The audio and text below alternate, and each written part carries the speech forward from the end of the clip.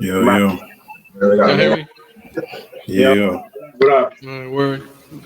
I mean, you changed the link. I was definitely in the other one, like the original shit. Nah, I might stop it. We gotta. Pete, do you need to get anything ready in terms of little talking points? Because what's going to happen is we're gonna. Am I tripping or is Eric's audio a little off? All right. It was the last time too. I think. Yeah, it was. I ran out of bad laptop jokes, but I was killing them. I think when he's, when he starts recording, it just because Don had the most technical errors when he got on the live. I got my quota out for the year. I'm good. Can y'all hear me better now? Yeah. The audio was coming through muffled, or he just looked like glitchy. No, it was just the audio was muffled. Work. That's you with the background noise, Mills? You can hear it? Nah, you it's can like hear they got people. Yeah.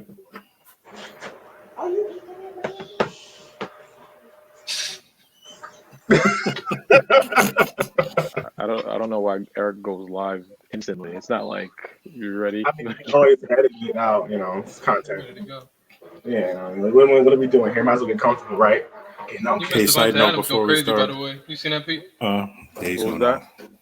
I said you missed Devontae Adams going apeshit. You might have caught the box score, but yeah, I'm not surprised. It's great. Richie James put up like the same stat line on the low. I had him in DFS. Yeah, that's what. I don't know what I gotta check. Still sound low? Say that again. Do I sound low? No, you good. It was never low. It was more. It's the internet always being laggy. Yeah, Matrix like. No, you good. I mean, I don't need me to do the intro track. I figured we started off, I think we kind of just go into detail what the bet was, before we even, and then give a quick little on the show. Yeah. What the bet was like, I guess your side, my side, what the terms were. And I'll let you run through all that. Yeah. So we can do bet and then DFS and then. I guess, and then, pickups, who do you like this week? All right, but let me pull up the final score. Hold up. I'm trying to remember for the full bet recap. Wait. Hold up. And you say, and by who do you like this week? What do you mean? I don't know. Like your starts, like your stud of the week, the guy who you think is going to go off this week. Like a good bet to play well, and I guess a good sit. And then people that just fade all around, yeah. Which I didn't put out together. At the mid-season mark, honestly, I'm easily. I think it'd be better if we just talk about who we both high on mid-season, who we like at this point. Like I'm ready. It's easier when we just talk about who performed well for us, who hasn't performed well for us. This part of the season. Because I feel like it's a lot easier than trying to predict who's going to go off next week. Because I can easily talk about okay, obviously Lamb started well for me. Dalvin Cook been playing well for me. T.J. Hockenson been playing well for me. Guys that I need to see step up. Jonathan Taylor. And then maybe like a waiver wire guy that we picked up that we liked. So I probably just keep it a little simpler. I mean, honestly, I guess that gives us something to talk about, but I don't know if that gives us valuable content. Where I feel like if we're like, I think this nigga's about to go off, people want to hear that. Everyone's talking about like right now we're at the mid-season part, so there's a lot of mid-season going around. So this is kind of like a season midway recap point that a lot of people kind of touch on. So we don't have to necessarily lead with that. I'm just saying that that's something that does can bring some type of value. Yeah. All right, well, shit, let's pop it off. Let's talk about the bet. All right, hold on. Let me hit the shits first. Yeah. It's been a good half hour. Is the game still on?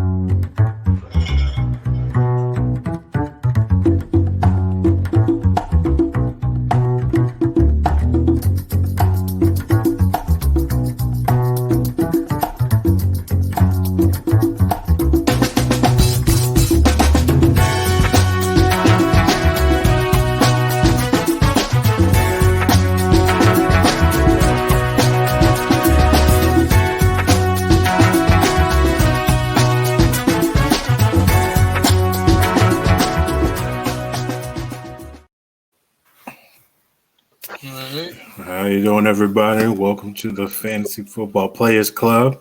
Welcome. Y'all know what it is. Welcome, everybody. Welcome, P. Welcome, Jay. Welcome, Coach.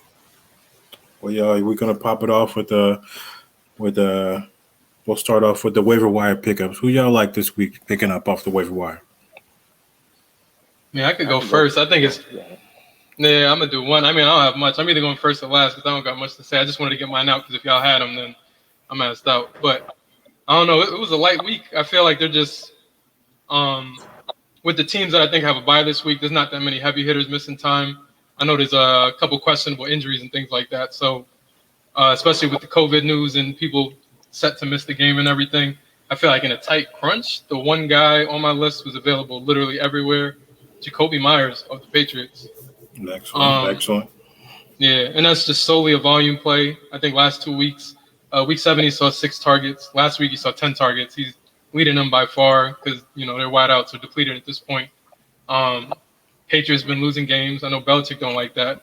Cam don't like that. They get the Jets this week, and I mean I'd call it a must win. I don't really know what their playoff aspirations are looking like at this point, but they can't drop another game, especially to the Jets. So I think Jacoby Myers, he'll see the volume. Hopefully he could do something with it, but that's like emergency desperation play. Oh yeah, that's not a bad pickup. I like that. You actually stole mine, so I'm not even gonna go. So Pete, who you thinking about? For me, this is a pickup. It's not necessarily going to assist you in week 9 because again he's on a bye. But I don't think after week 10 goes, you're not gonna be able to pick him up, and it's Jalen Reagor. Yeah. He's I don't know if you guys read the reports, and I apologize if you was about to. I know you're the Eagles guy, so I apologize if that was one of your guys. But I think he's under 30% owned. Carson Wentz looked like he is struggling a little bit, but he's still top 10.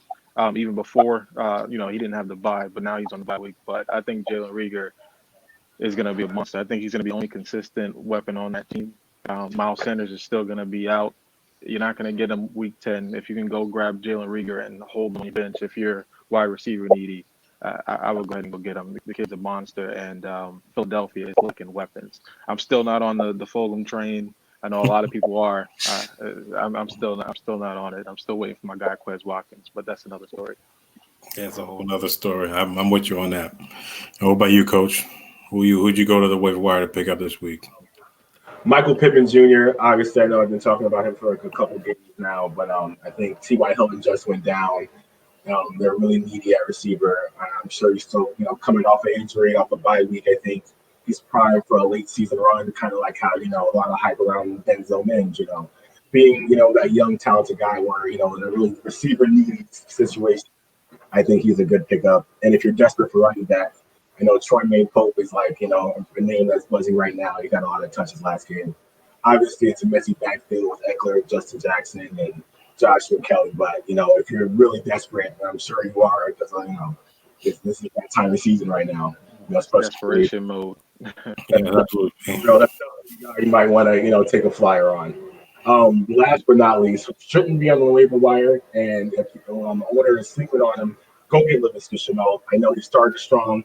Had a couple down games. I know Gardner Minshew obviously isn't the model success, but if he's slipping somewhere on your waiver wire, he might be primed off for a late season run. And Mitchell's out too, so who knows what this next guy might be able to actually get him the ball. So, and with Michael Pittman, you guys got to watch out for the COVID because he was a part of that close contact.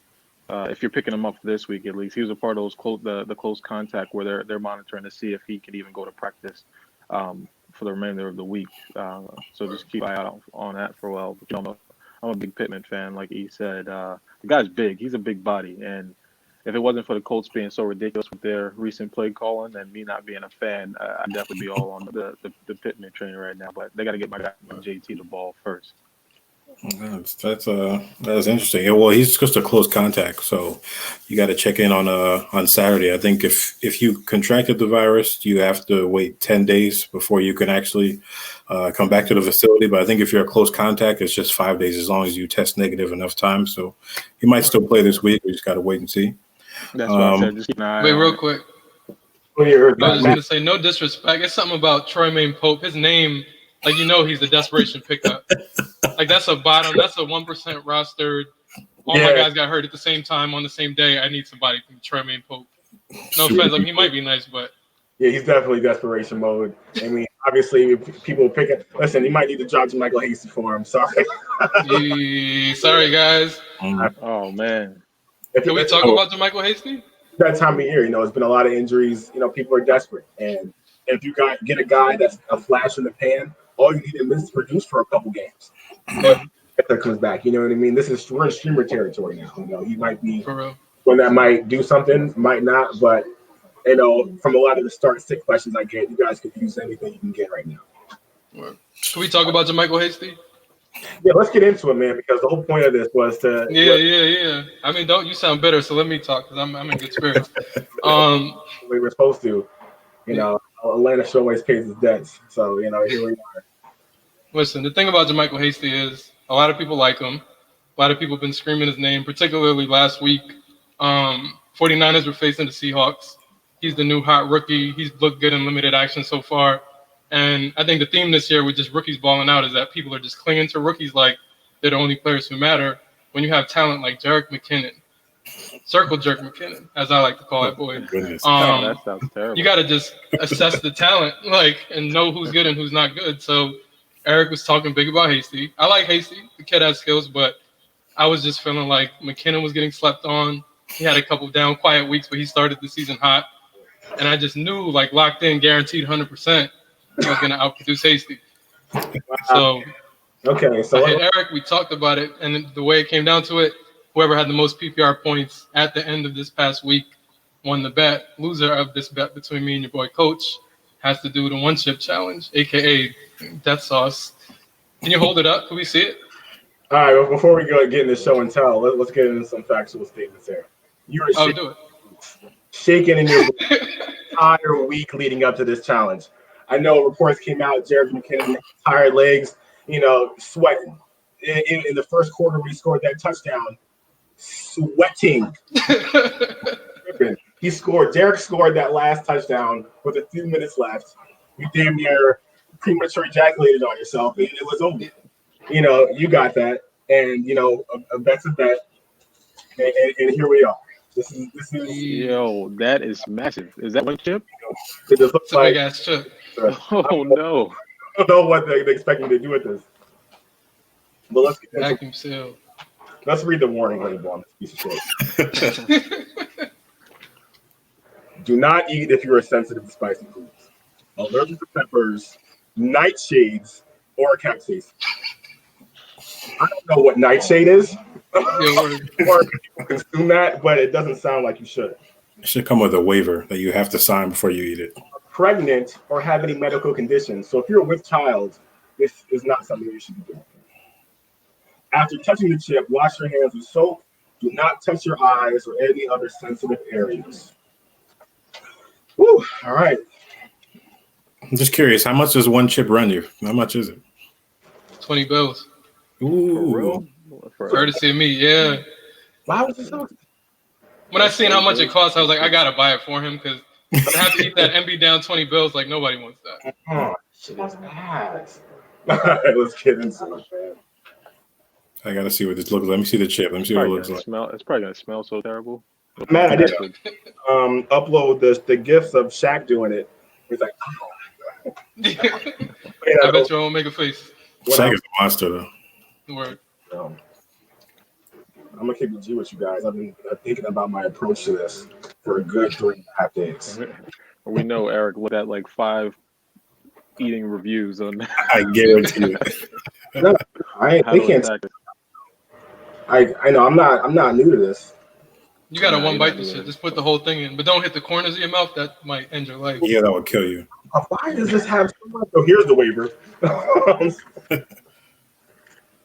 First off, the packaging alone lets you know that this is something you're gonna remember for the rest of your life. It's shaped like a collar. That's terrible. I'm not gonna lie. This would be so much more funny if John would had to eat this chip. I'm sorry, John. I was really rooting for you to have that chip. Why does this come with a poster? My goodness. The Pocky Champ. I mean, they got one thing. That's a positive. Talk to me in person. My thing is, I feel like he's gonna be like complaining mad vocally. If it was me, just physically, I would see me falling apart, like sweats and shit. Good. So how about you take one next, and we'll compare reactions. We can do this every week. Oh no, that's $20 a week to kill yourself. True. Yeah. Oh no, this shit is black, my nigga.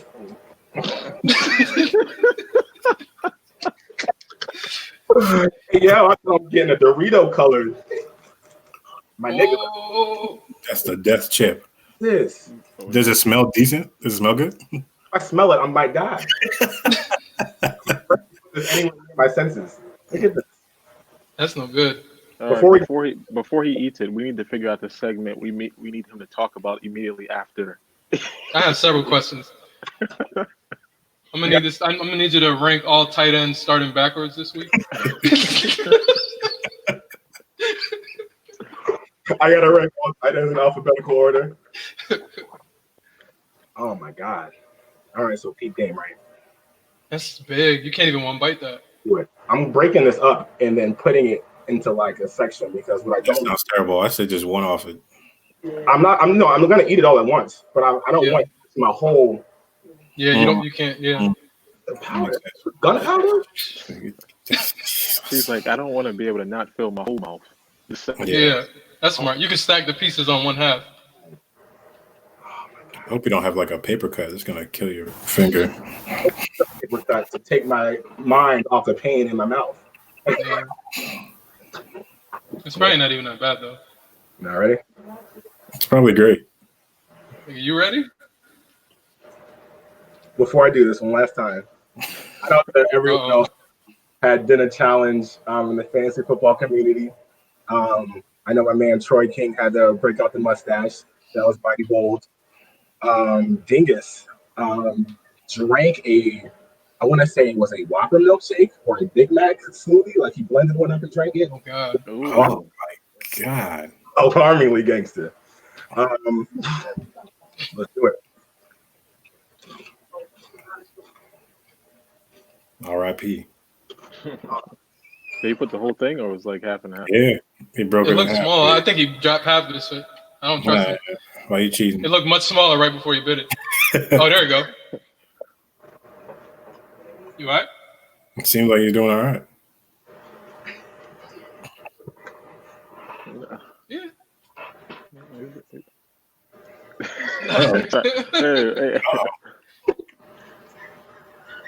Yeah, he's like, Sitting where's all the my way drink? back. Got a The full milkshake. milkshake ready. The whipped cream special. That's smart. So how about them Cowboys? It's not bad. Nothing. I get the chip pieces underneath my teeth.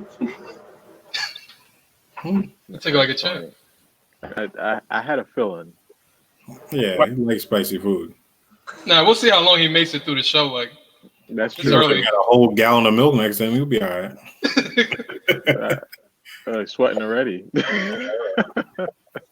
as the show goes on, once he starts getting tired and so he's gonna like lose composure. Like you wore a sweater, that was a mistake. You should have brought a whole loaf of bread downstairs. You could look at him. He got the water. Oh no, it's hidden.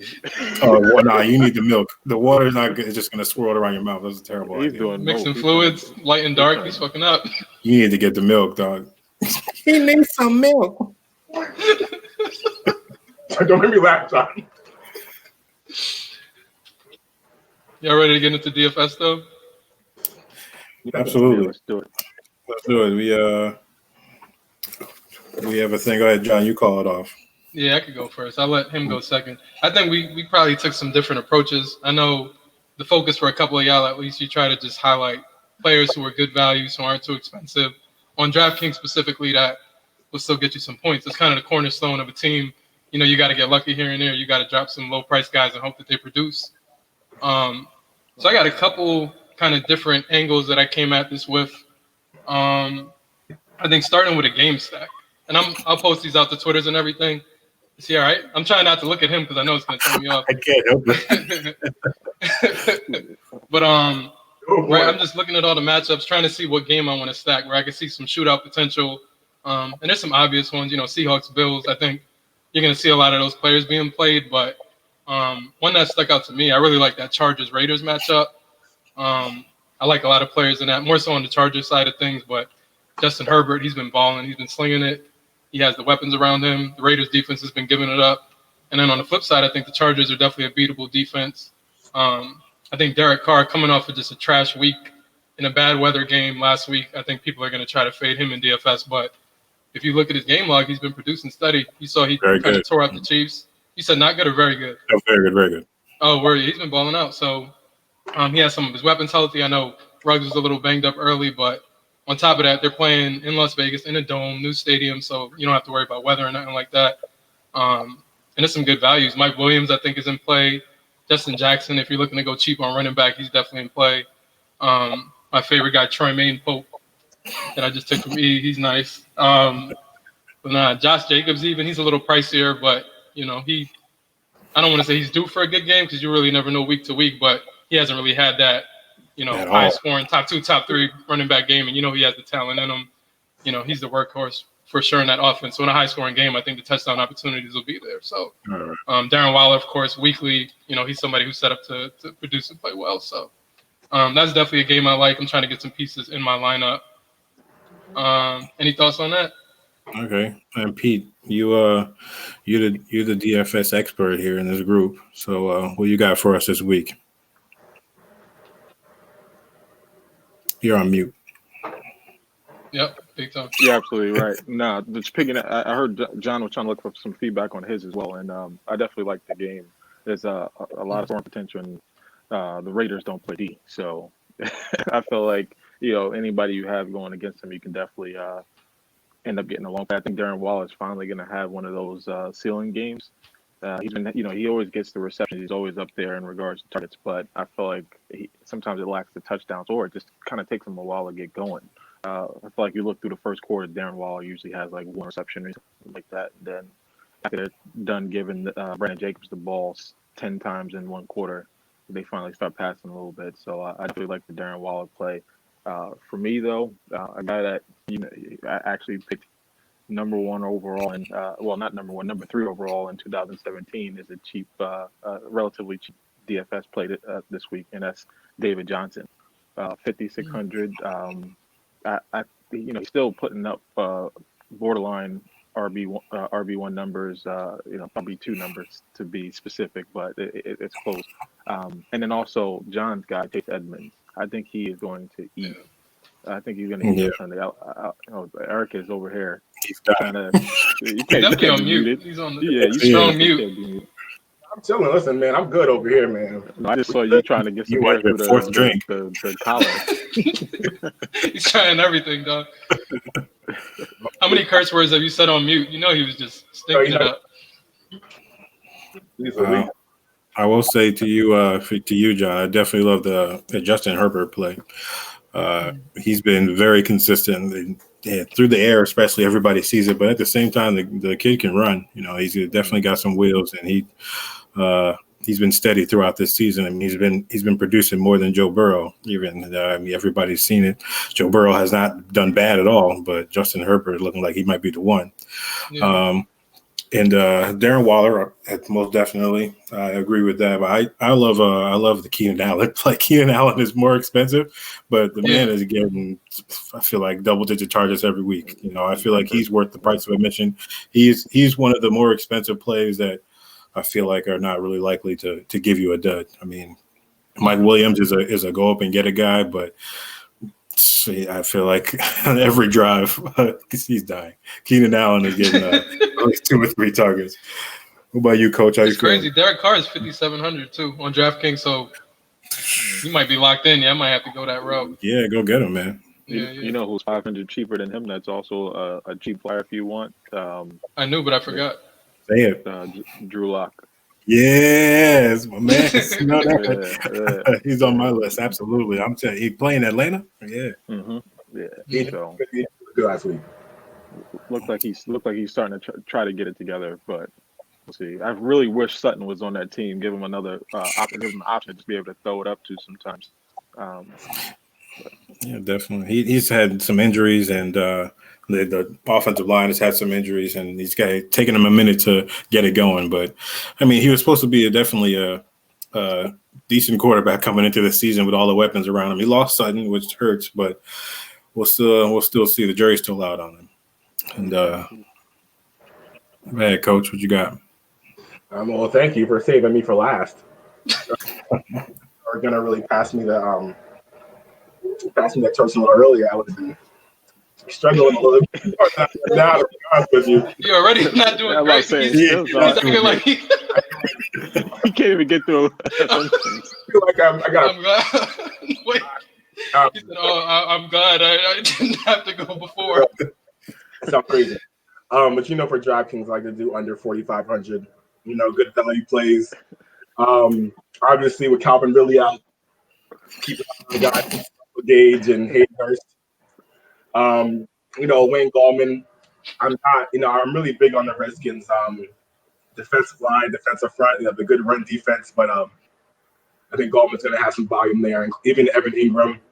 Somebody's going to move the chains. Obviously, He's coming alive. Yeah, getting good value. Hunter Henry, he's pretty low on that list, like you talked about Herbert earlier. He's going to be throwing the ball around a lot, getting everybody involved. I saw Michael Pittman. I saw Michael Gallup down there, and I'm thinking, is he a good value play? Potentially.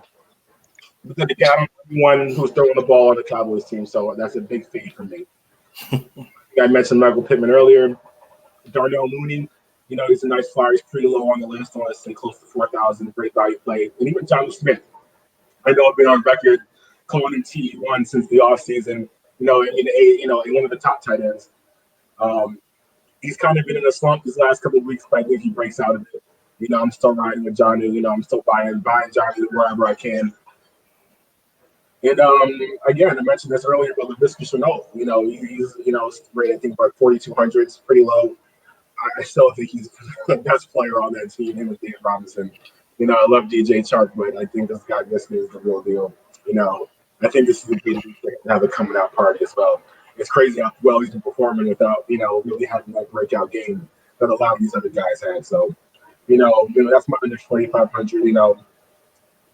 Obviously throwing up my guy J.D. McKissick. He's yet to miss a play. But those are my guys right there. You guys can get good things for your body. It's an excellent list. I love the tight ends.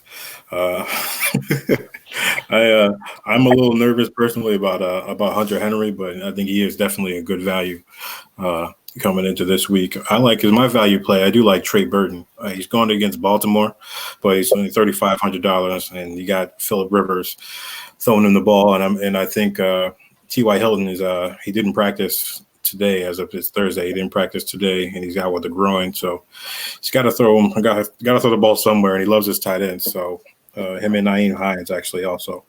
I definitely like rushing touchdowns apparently too. Get him the ball however you can. Oh, son, he's done. He really just pulled out. It's still recording though. Yeah, we're still on. All right, so if y'all want to go to your start sets this upcoming week. Well, I still had a couple DFS people I wanted to highlight just because I didn't get to the low price. Yeah. So I said, let's see, for the stat game, it was Chargers Raiders. For some low price, I call them free ballers just because it sounds hilarious.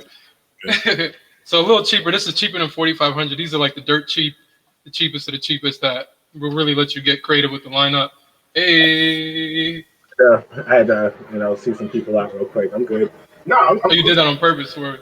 I thugged it out. Keep it G with you. It was definitely rough in the beginning, but I felt like I was prepared, and it ain't nothing to begin with. You good right now? It's not like. I mean, it's still lingering. Like I can feel it. Like I really thought you guys are gonna make me answer questions right away. I mean, I was prepared to really, try to get it out, but it's dying down right now. Gucci. You were doing a lot on mute. I got to go back and watch the tape, but I just saw a lot of movement out the peripheral. People were throwing you stuff. Somebody patted you on the head. It got crazy. Yeah. Going on a support system. No, people might record me like on a different platform. Oh, word. But yeah, real quick. So we're still talking DFS. I'm getting into the cheap, the free ballers as I call them.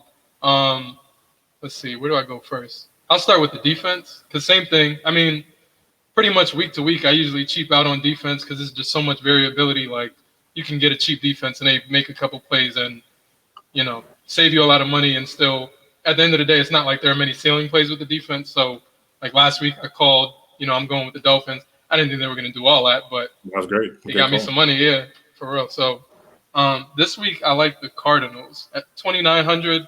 So, not dirt cheap, but cheap enough for me to get involved. Yeah. They're playing the Dolphins. They're at home. This is our first. I feel like last week didn't even count as a first look at Tua just because the defense did all the heavy lifting. So, Cardinals defense, I think they're a little more improved than last year. They have the high pace of play, which I think is a little bit suspect because that the other team's going to get opportunities to do things on offense when the Cardinals are on defense. But they've been getting turnovers, they've been getting sacks lately. And again, this is Tua's first road game, our first real look at a full game. I think the Cardinals offense is going to be able to sustain and move the ball. Even without Kenyon Drake, as Pete said, Chase Evans is going to hold it down. So I'm going with Cardinals defense for 2,900. And then a couple guys to shout out. Jalen Guyton. That's your boy, coach. Yeah. Yeah. Deep ball, super flyer. He's 3,100 right now on DraftKings. And again, obviously if I like the Chargers-Raiders games, I like the weapons in that game. So if it's a high-scoring affair, I think, even though he's been seeing like 1 or 2 targets, which is a little suspect, but he's been on the field for close to 80% of snaps past couple weeks. So he's out there. I think the opportunities will be there in a high-scoring game. So, worth a flyer. And last, I got to shout my boy, Albert Ogbunam, who I don't think I've ever tried to say out loud, a.k.a. my guy. He's another one. I think it's really just a touchdown or bust kind of desperation play. With Fant banged up, he was seeing more consistent snaps, and he was definitely, him and Locke seem to have a connection going. But I think Fant's been getting back healthy, so he's been taking a little bit of a back seat. But he's someone they use in the red zone. So if you like Drew Lock, throw AO in the game, see what he can do. Before we get any deeper about AO, I think we need to give Matt the floor when it comes to AO. I think Matt has a understanding. I think he deserves to get this out. Oh, do it. I don't want to. Matt? No, I drafted him in the rookie league in a rookie draft, and I definitely I got a little impatient, and I dropped him right before Thursday Night Football started, and I had Noah Fant. I got him as insurance in a 2 tight end league, and I dropped him, and then Noah Fant instantly got hurt. The next week, the following week, Alberto just started to come on, and he was already gone. He was already on someone else's team. I made a mistake, but he's good. He's definitely a good play. He was Drew Lock's favorite target in college, and they I felt like they were going to have a connection, but we all make mistakes. Didn't want to talk about it, but it's out there. Point. That's a sensitive topic, John. You can't just be bringing up Albert O like that. I had no idea. You didn't tell me. All right, I'm starting to get over it now. It's okay. It was really insensitive of you. Continue. But no, that's it. I was gonna say Golden Tate. He's 3,700, so not really free, but that's just super cheap for somebody who could lead a team in targets. Granted, I mean it's hard to put faith in any of the Giants. What's going on with You said what's going on with Shepard and Slater? Tate is in bad blood with the Giants right now. I don't know if that'll result in more targets or him barely getting on the field, but he wasn't even at practice for some days because of that. I think that's why they got him so cheap. But if he pieced things up and he's going to be getting that full, the full snap count, he could definitely be a sneaky play. That's my thing. Yeah, I think whenever there's like drama like that, he's a veteran. I don't think they're gonna treat him like a child and put him on the bench. So I feel like you might see a little bit of that squeaky wheel, see targets. I heard his wife came on talking some shit like it's getting real. So he might come out with some extra hair on his chest. They may not. They may sit him on the bench because they was definitely trying to. So, but now that the trade deadline's passed, you're not gonna just give up on the season. So might as well play the talent you got on the team. No, definitely not. How old is Golden Tate, by the way? I'm just curious. What is he? 30, 31? I would guess 31. It's not bad. Because I know he got a 4-year contract from the Giants. I mean, he can't be that old if he got a contract like that. But that's definitely a sneaky play. I'm more on the Sterling Shepard wave myself. But I mean, he's got an 18 target for the past 2 games. Oh, he's 32? All right. Yeah. Okay. Yeah, he's probably on his last year of his contract, right? Or next year. That wasn't 4 years ago. Yeah, I think I feel like this is his second year, isn't it? Is it? I thought he got a 4-year contract last year. Maybe I'm mistaken. I feel like Slayton is the best receiver on that team. Like, if I'm going to pick anyone in fantasy on the Giant roster, it's probably going to be Slayton. You know, and depending on his cost, obviously, I'm not sure what his price is. Obviously, it's over 4,500 because he ain't make my list. Yeah, I was gonna say his price reflects that he's clearly the best wide receiver on the team. So yeah, it's hard. I mean, I like Gallman on that offense, but in terms of passing options, it's like Daniel Jones really makes a lot of plays on his feet. You know, I see they're trying to get Ingram more involved. They're a scary play for me. I think that's really what it comes down to. And any on that team is I'm afraid of. Washington too with that front line. I feel like this guy Daniel Jones is really coughing the ball up left and right. John Lewis might get 8 targets. You know, like who knows? I'm not feeling that offense right now. I don't know. They haven't showed any level of consistency and kind of a rhythm of how they kind of operate. And you watch the Steelers play, you know, you can damn near know what they've been running the same couple plays and different versions of it. You know what I mean? So it's that cohesiveness I don't see out of New York right now. And that's why it scares me in DFS. It scares me in real life, but first year head coach. But I like what I see from him. If it wasn't for Daniel Jones' ineptness in regards to missing wide open receivers and turning the ball over, Darius Slayton would be having a great year. I think he's like third or he's top 5 in air yards this season. Oh, yeah. And it's crazy. Okay, as from y'all Giants fans, side question: if by some chance you guys end up with the worst record, do you want Trevor Lawrence, or you think Daniel Jones can pull together and be that guy? I'm a Daniel Jones fan, but it's just enough's enough at a certain point. It's crazy to me. It's literally like he throws away the game. He plays well. He makes plays, and then when the momentum is at its highest, you can bet that he's going to turn the ball over in some capacity, and you just can't continue to do that. You turn the ball over, you not only cheating your team for points, but you're also putting the other team in great field position. Giants could have a lot better record with a better quarterback and very little talent, which says a lot for Joe Judge. Would you want them to take a certain position with the first pick, or would you want them to trade it and get a bunch of capital? I gotta say, I'll have a better answer at the end of the season. Right now, I say you stick with Daniel Jones because you picked them, so early, and try to trade that. If you get the first pick, try to trade it and get a lot more capital because it's like pretty much trading. Like people are gonna act like this is like you're getting Pat Mahomes. So that's how. Yeah, act like they're getting Andrew Luck, man. For real, he is. So if you can get a whole stuff to make your team better, I say you do it and give Daniel Jones that extra chance. All right. And what about you? You might even be able to trade up or trade down like 2 slots or 3 slots and get like a Fields if you wanted to, and still get a lot of draft capital. So, hey man, that's what the 49ers did when they traded away the pick. The Bears wanted for Mitchell Trubisky, and look how that worked out. So, and what about you, Jay? How you feel? Would you want them to take Trevor Lawrence or? I want them to get a defender that just eats people, like just a complete monster that. I feel like we need that. We haven't had just a hardest hitting safety in the league. Blake Martinez. I love Blake Martinez. Yeah, Blake Martinez is a tackling machine. Yes, he is. All over the field. He's the best middle linebacker we've had in quite some time. I want Chase Young, but for the 2021 version, I just want a monster back there. Like he wants DK Chase Young. Yeah, basically. No, I agree with that. I definitely agree with that. How about you? You can't start talking about the Giants and not talk about those Cowboys. What's going on? What do you guys need? Right, how about this? It's like we have other stuff to get to. Yeah, for more important things to talk about. I would say that I was talking to Jay earlier about how I saw a report that Steelers broke the DFS defensive or the DraftKings record for defense in terms of price. It's $4,900. No respect. I might take it. I might still put them on my team. That's how I feel about the Cowboys. Honestly, it's even like sit all Cowboys this week. Don't start Michael Gallup if you're desperate. Don't start Mari Cooper if you're not desperate. Start somebody else.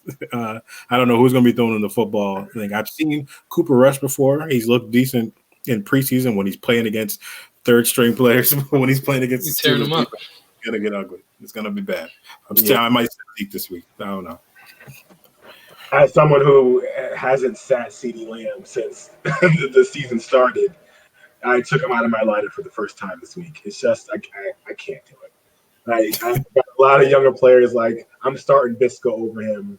I might even consider Wells over him right now. Like I feel like one is due to incline while the other one stock is dropping by the second. Until I see some competency at the quarterback position on the Dallas Cowboys, it's hard. As Matt said, it's hard to start any of them, even CD to go. Yeah, No, man. it's so Even crazy. If CD was the only guy on that team, he would be startable every week. But because there are two other guys, it's crazy. And for some reason, Dalton Schultz continues to get looks. I guess because he's a tight end and he's in the quarterback. He's close to the quarterback. I mean, I give him that. Easiest throws. Yeah, man.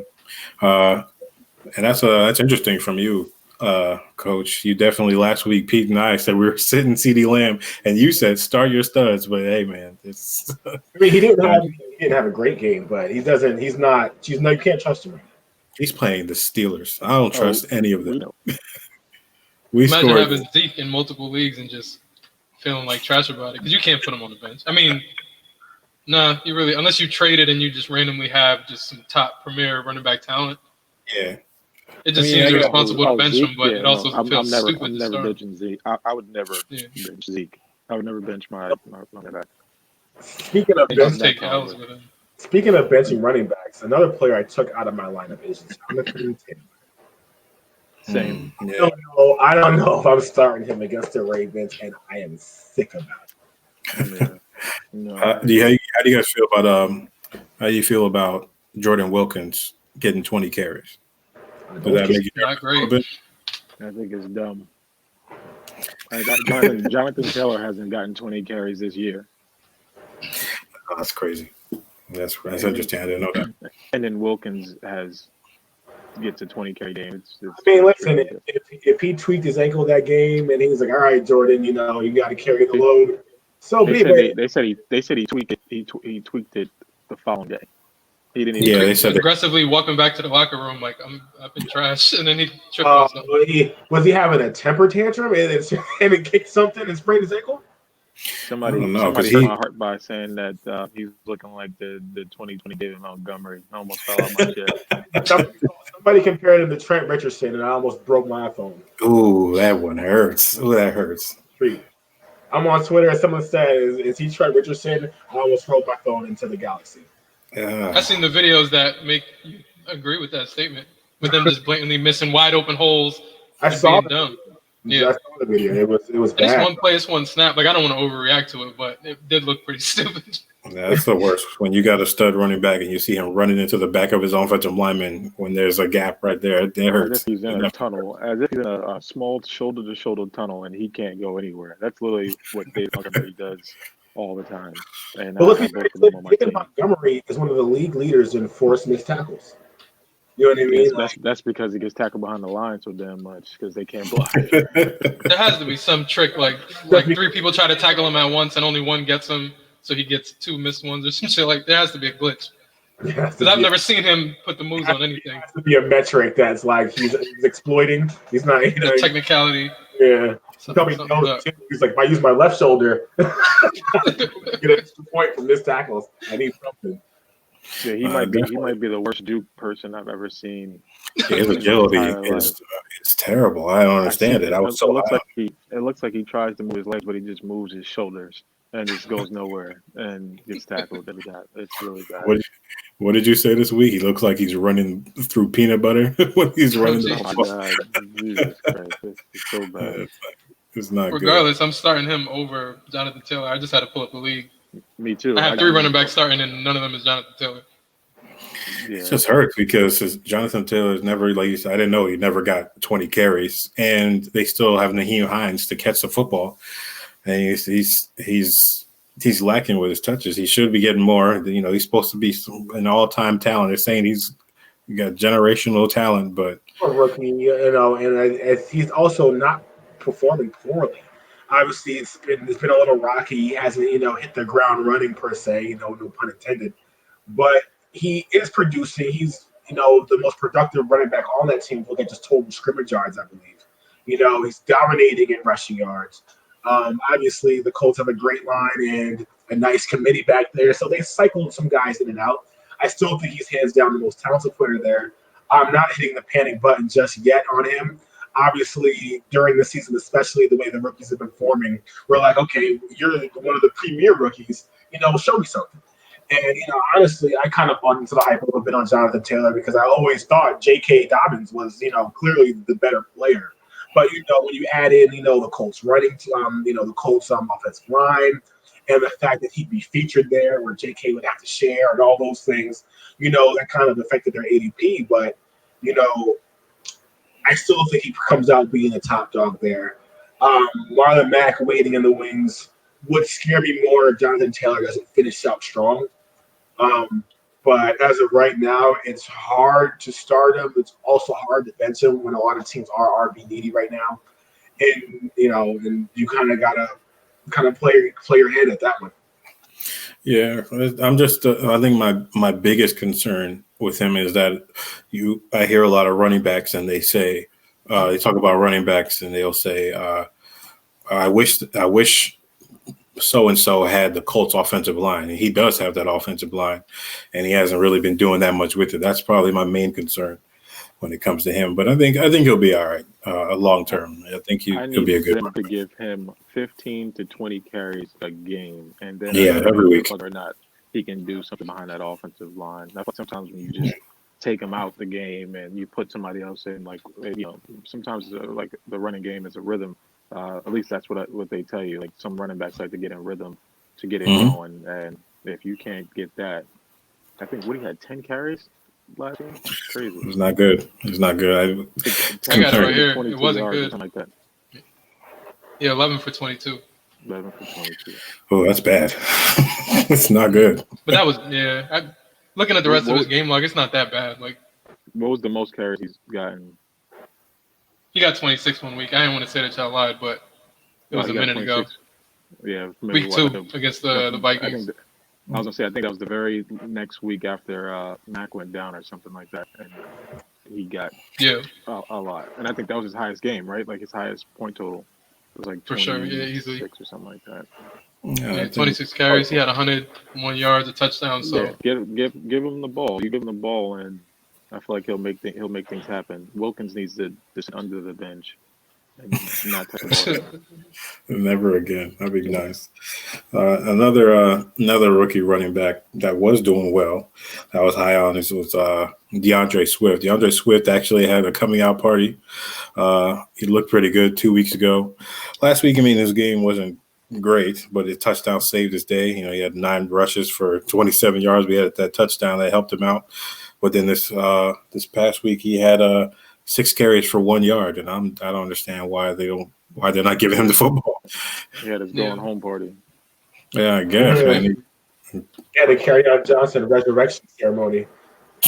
Yeah. What, he had 2 carries and he had a touchdown though. And that's 2020 though. Like how everybody thought he finally got hot hand and he was gonna start getting fed, and then that happened.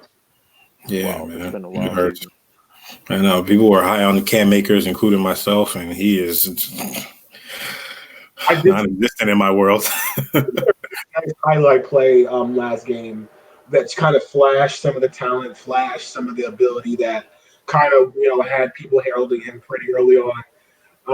That consistency isn't there, but it's I don't know. I don't remember exactly what Darrell Henderson looked like last year. I know he didn't get the most work. I know he was a guy who was supposed to be like, oh, he's really good. Jumped out in college, didn't really show up at all. But he looked like a seasoned running back in his second year. He looked really good out there. He's also a guy I'm kind of high on. He looked really good. So I don't know if it's just maybe not all rookies. Everybody's Saquon Barkley, not everyone's Ezekiel Elliott. Not even Christian McCaffrey had a good rookie year, but it wasn't the whole world year he had following. So I think So is Cam Akers a thing, or is he this is over? Henderson is young too. Will Cam they still give Malcolm Brown the ball. ever be an RB1? for the Rams? For the Rams, see, the thing is, The thing about RB1. Daryl Henderson, isn't he banged up this week? And they said that Cam Akers might actually get his chance. He might actually get a shot. John, you're a Daryl Henderson owner, aren't you?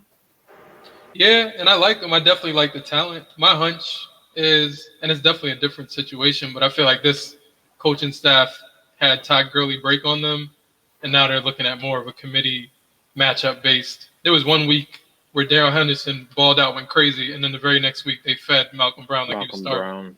Yeah. Oh my gosh, so that was terrible. I think they're trying to get creative. They're trying to mix it up. They're trying to see what matchups they think, and they try to justify it like, yeah, this just felt like it needed more of like a ground and pound style of a game, as opposed to Daryl Henderson's balling out. We're going to keep putting him out there because he's nice. So I don't know. One of you guys, Cam Akers, for me, Malcolm Brown's age. I don't know how old this guy is. I don't know where he comes from. Malcolm That's Brown, a good mystery. he's probably 26. Really? He's only 26? My guess was 26, but Matt said 26, so I'm going to say He's 27. 26. Ah, I was going to say that too. I knew he wasn't old. I remember when he was a rookie, when he was playing behind Todd Gurley, and he would all of a sudden sometimes flash. That he would have some big time plays and look good when he's touching the football. Him and Mike Davis, I could never guess. If you asked me to guess the age, it would have. Mike Davis looks like he's 45. I don't know. Yeah, he looks like he looks old. He's one of those. I look old, but I'm faster than everybody here. And catch you off guard. For real. So fast, and he was super fast when he was young. Now he's just got that old man, but I'm still fast. Got the juice. He just knows the technique, how to get the high knees up, and then hits the stride. How old is he? Damn. He's going to give him Frank Gore. He's still beating that man. Kind of look like they could be related. I'll look him up right now, see how old he is. And by the way, I take back what I said. The Rams are on the bye this week. By the time they come back, I'm sure they're good. Yeah. Cam Akers, bottom of the bench. He's 27. Mike Davis. That was my guess. He looks OBJ's so old. birthday today, man. Oh, what was yesterday? Oh, yes, it was. Shout out to OBJ. I hope he's recovering well. I feel for the guy. I hope he's not on the Browns anymore ever again for the rest of his life. That'd be nice. Obviously, Baker Mayfield's not the one. It hurts. It hurts. Seeing OBJ go down is rough. Especially when you're OBJ leaves the team healthy, it hurts way more. When you lose a wide receiver trying to tackle someone who made an interception, that's like I know Odell is damn good at everything. It seems like, but apparently tackling he needs to leave that one alone. Right, and then when you see them not making an effort to tackle, that's when they get all bad mouthed. So you're like in a lose. I'm gonna keep it G. Like that's on the coach to be like, we don't want him risking injury trying to tackle, a free safety huffing it downfield. Like, yeah. Now you don't tackle Odell.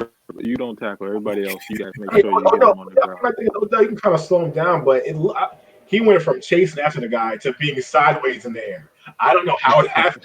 I don't know how he went from. It looked like he got in front of the pile, and somehow he tore his ACL and sprung up over the pile. It was man. He was running straight, and he's like this in the air, and I'm like, what was that? Out for the season. Yeah, it hurts. It definitely hurts. And it kind of seemed like you starting to get the feeling outside of that Cowboys game, he was never going to pop. He was never going to have that big time game where he was going to win you a week. I think that was his one game of the other season. It was going to be his one game of the season against the Cowboys. Other than that, it was kind of looking. He wasn't having a terrible season, but it wasn't looking great. Let's put it that way. For how high he was drafted in a lot of drafts. Are y'all worrying about Lamar Jackson at all? Jesus. I am deeply concerned. You said about the price. Yeah. I can't say I'm concerned because, he still looks like the dynamic athlete he was last year. He's actually been making a lot of those same plays, although, they've been called back for one reason or another. He played some good defenses. I think what is most alarming right now is his deep ball accuracy. There's still the same deep passes that he was connecting with Hollywood Brown last year and a few other guys. He's just simply not connecting on. Those 2 or 3 big plays a game that break the game open and, make the Ravens narrative look like they're a much stronger team, are 2 or 3 plays a game, those connections that he's missing on. And hopefully, again, like last year, he kind of turned it on late. Hopefully they start connecting. But I hope they think get Duvernay the ball more. and get rid of the ball more. I think I'd be more concerned if he looked suspect in multiple areas across the board. But I think if he can get that depot accuracy down, we'll see basically the same guy we saw last year. I think so. I think what concerns me honestly is just it is the deep ball definitely, but it's just his passing accuracy is in general kind of has been off. It's not just the deep ball, in my opinion. I mean, he's only had 3 games where he's passed for over 200 yards. I know he's drafted for his legs, but I think it's more of a sophomore slump. I got him in Dynasty. He's not going anywhere. I'm starting him every week, but I just think that he's having a little sophomore slump, and I think he'll come back much stronger next year. But this year is concerning. I like him this week. You know what concerns me the most about Lamar Jackson? Kyler Murray. Like, I feel like as good as Kyler is with his legs, Kyler looks more confident. Maybe the coach is more confident in Kyler's arm. But, Kyler uncorks those deep balls, hitting Christian Kirk, hitting DeAndre Hopkins. Obviously, the weapons on the wide receiver front are, stronger in Arizona. But I feel like I'm more confident in Kyler throwing the ball than Lamar Jackson. And I don't feel like I'm losing much in terms of the legs with Kyler Murray. What's so funny is that was me telling you guys this last season. When I gave him up for Devontae Adams, I told you Kyler Murray could easily be the quarterback one, and you guys were saying that he may not be proven, and how could you? I mean, well, granted, Devontae Adams is over here putting up 35 points a game, but I He still won that trade. Yeah, that was but Kyler Murray. I had a feeling he was going to be. Well, I don't even know. Is he the QB1? He might be the QB3 right now. I think he's up there. I think Russ has to be QB1. Russell Wilson is Russell Wilson. I did not see that coming this year. Wow. That was because you got DK, right? Yeah, that and just because the defense took a step back. Granted, Jamal Adams came through, so that changes things. But then he's been hurt. But I just think the talent was always there. It was just they wanted to run the ball so bad, and it was just like if they start throwing more and just trusting him, because obviously he deserves the trust. Like, he could really go off, and he's going off. This is the thing. Like, last year, I had Tyler Lockett and DK as my wide receiver 1 and 2 in one league, and they carried me all damn near the whole way. The year before that, I think it was before DK even got there, the last 5 or 6 games of the season, Russell Wilson threw for 300 yards and 3 touchdowns a game. You know what I mean? That was before DK Metcalf was even there. You know what I mean? That was when the other guy was there. The other guy he was high on, Baldwin. McGee, yeah. His knee said, no. Yeah, we're done here. Even the year before that, it's like Russell Wilson has always been really effective. The knock again was how often they would run the ball because they're a run-heavy team. But usually later on in the season, when their running backs are banged up, that's when, they kind of let Russ loose. I think with him, it was one of those, is this sustainable? Because he's always had the big games. He's pretty strung up big games in a row. But it was like, okay, I don't know if we just felt like, maybe because how prominent their running game was that it would be hit or miss. But, I think just the way I'll tell you why. It was his offensive line. Russ used to get hit non-stop. I think he was the most sacked quarterback in the league for 2 consecutive years. And if you can't get the ball off, you can't really expect too much out of it. I don't know if his offensive line got better or what they did, but this guy looks like he has all the time to throw and his rushing ability. If he doesn't even run that much, which to me is crazy. Like, he really doesn't even have that many scramble yards. Only when he needs to. Yeah, he's an escapist. He's not, which is phenomenal too. It's right. I love what I'm seeing from Russ and DK. DK is quickly becoming one of my favorite receivers. Yeah, man, he's great to watch. Yeah, Yeah. he's freaking. I've been trying to find a way to say unlimited real slick and just nothing's coming to me. It's late. Yo, beat this though. Look. Russell Wilson played 7 games. Pat Mahomes played 8 games. Who has more fantasy points right now? Russell Wilson. Yeah, it's crazy, man. He does, yeah. I'm still not over the fact that in week 1 they were saying that Russell Wilson has never received an MVP vote. That's incredible to me. That man plays crazy well every year, even with a terrible offensive line. Took his team to the Super Bowl multiple times and never received a vote. That's incredible. And he's nice. I feel like the sports, they know, like, we need this guy to be the face of a league. He's too nice. Back there. Like, he won't care if we disrespect him. Yeah.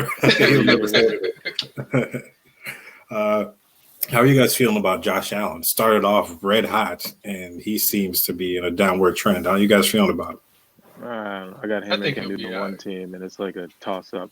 But no, I think his floor is still pretty safe. I think that in the beginning he didn't have to use his legs, and he thought like, all right, I'm slinging all of these touchdowns. I could reserve the rushing, but he needs to get back to running the ball as well. And I feel like he'll be a lot more effective doing that because slinging the rock isn't working out less the first few weeks. So, but I think like John said, his floor is pretty safe. And I think John Brown being hurt, like, I mean, and John Brown's old. Like, you don't want to put that much faith. Like, he doesn't seem like the guy that changed. He's not. Julio Jones went down. Matt Ryan's going to be bad, but like realistically, their offense needs him. Like, he changes the dynamic of their offense. I feel like the difference is early in the season, Josh Allen was hitting with the deep shots, and those could not necessarily make or break a fantasy day, but that could change it from an average day to you just drop 30 on somebody. So, they get the Seahawks this week. That's definitely a good defense to get right on. So we'll see. John Brown is our age, so don't call him old ever again. What you got to say, Coach? I want to know why you were shaking your head when he said John Brown. Because John Brown is letting me down. He's done hurt the team. I got For people who have him, it's not pretty right now. Putting up donuts, man. It's just like, do something. And the one game, I think he came back. I think he got a target, but he re-injured himself and had to leave the game. But he had a game where he had 4 or 5 targets, nothing to show for it. He's killing me. And I lost that week and the week before. And if I would have put in the replacement, I would have won. And it hurts. It's very annoying. Speaking of models of consistency, I know you're. I got to give a shout out to my boy T.J. Hawkinson. Oh my God. Man, in and out every week. Every week, set and forget. He had a position so desolate. Man, he's been one of my favorite players to own in one of my leagues this year. Just as a tight end position, he's been holding it down, especially the way Stafford's been throwing the ball. Galladay now definitely expect an uptick in targets for him. Just have to throw him in there because tight ends is not a position that comes and goes pretty lightly. So when you get a guy that can hold it down, it definitely takes a lot of the heat off. Yeah, man, you got him in the 13th round. That's the definition of value, man. You got a player that's set and forget in 13th round every week. You can't beat that.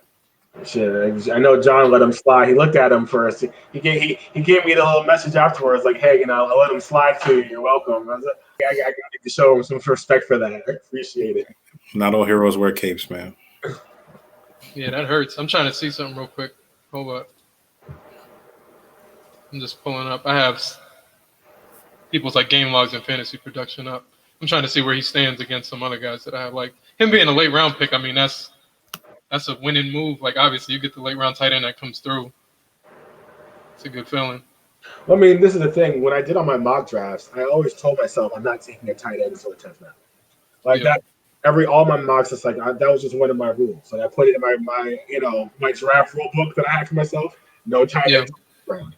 And guys like Darren Waller slipped. I think he went pretty late in our dynasty startup. So it's like, even though I wanted to take him, I probably should have. I was like, let me wait.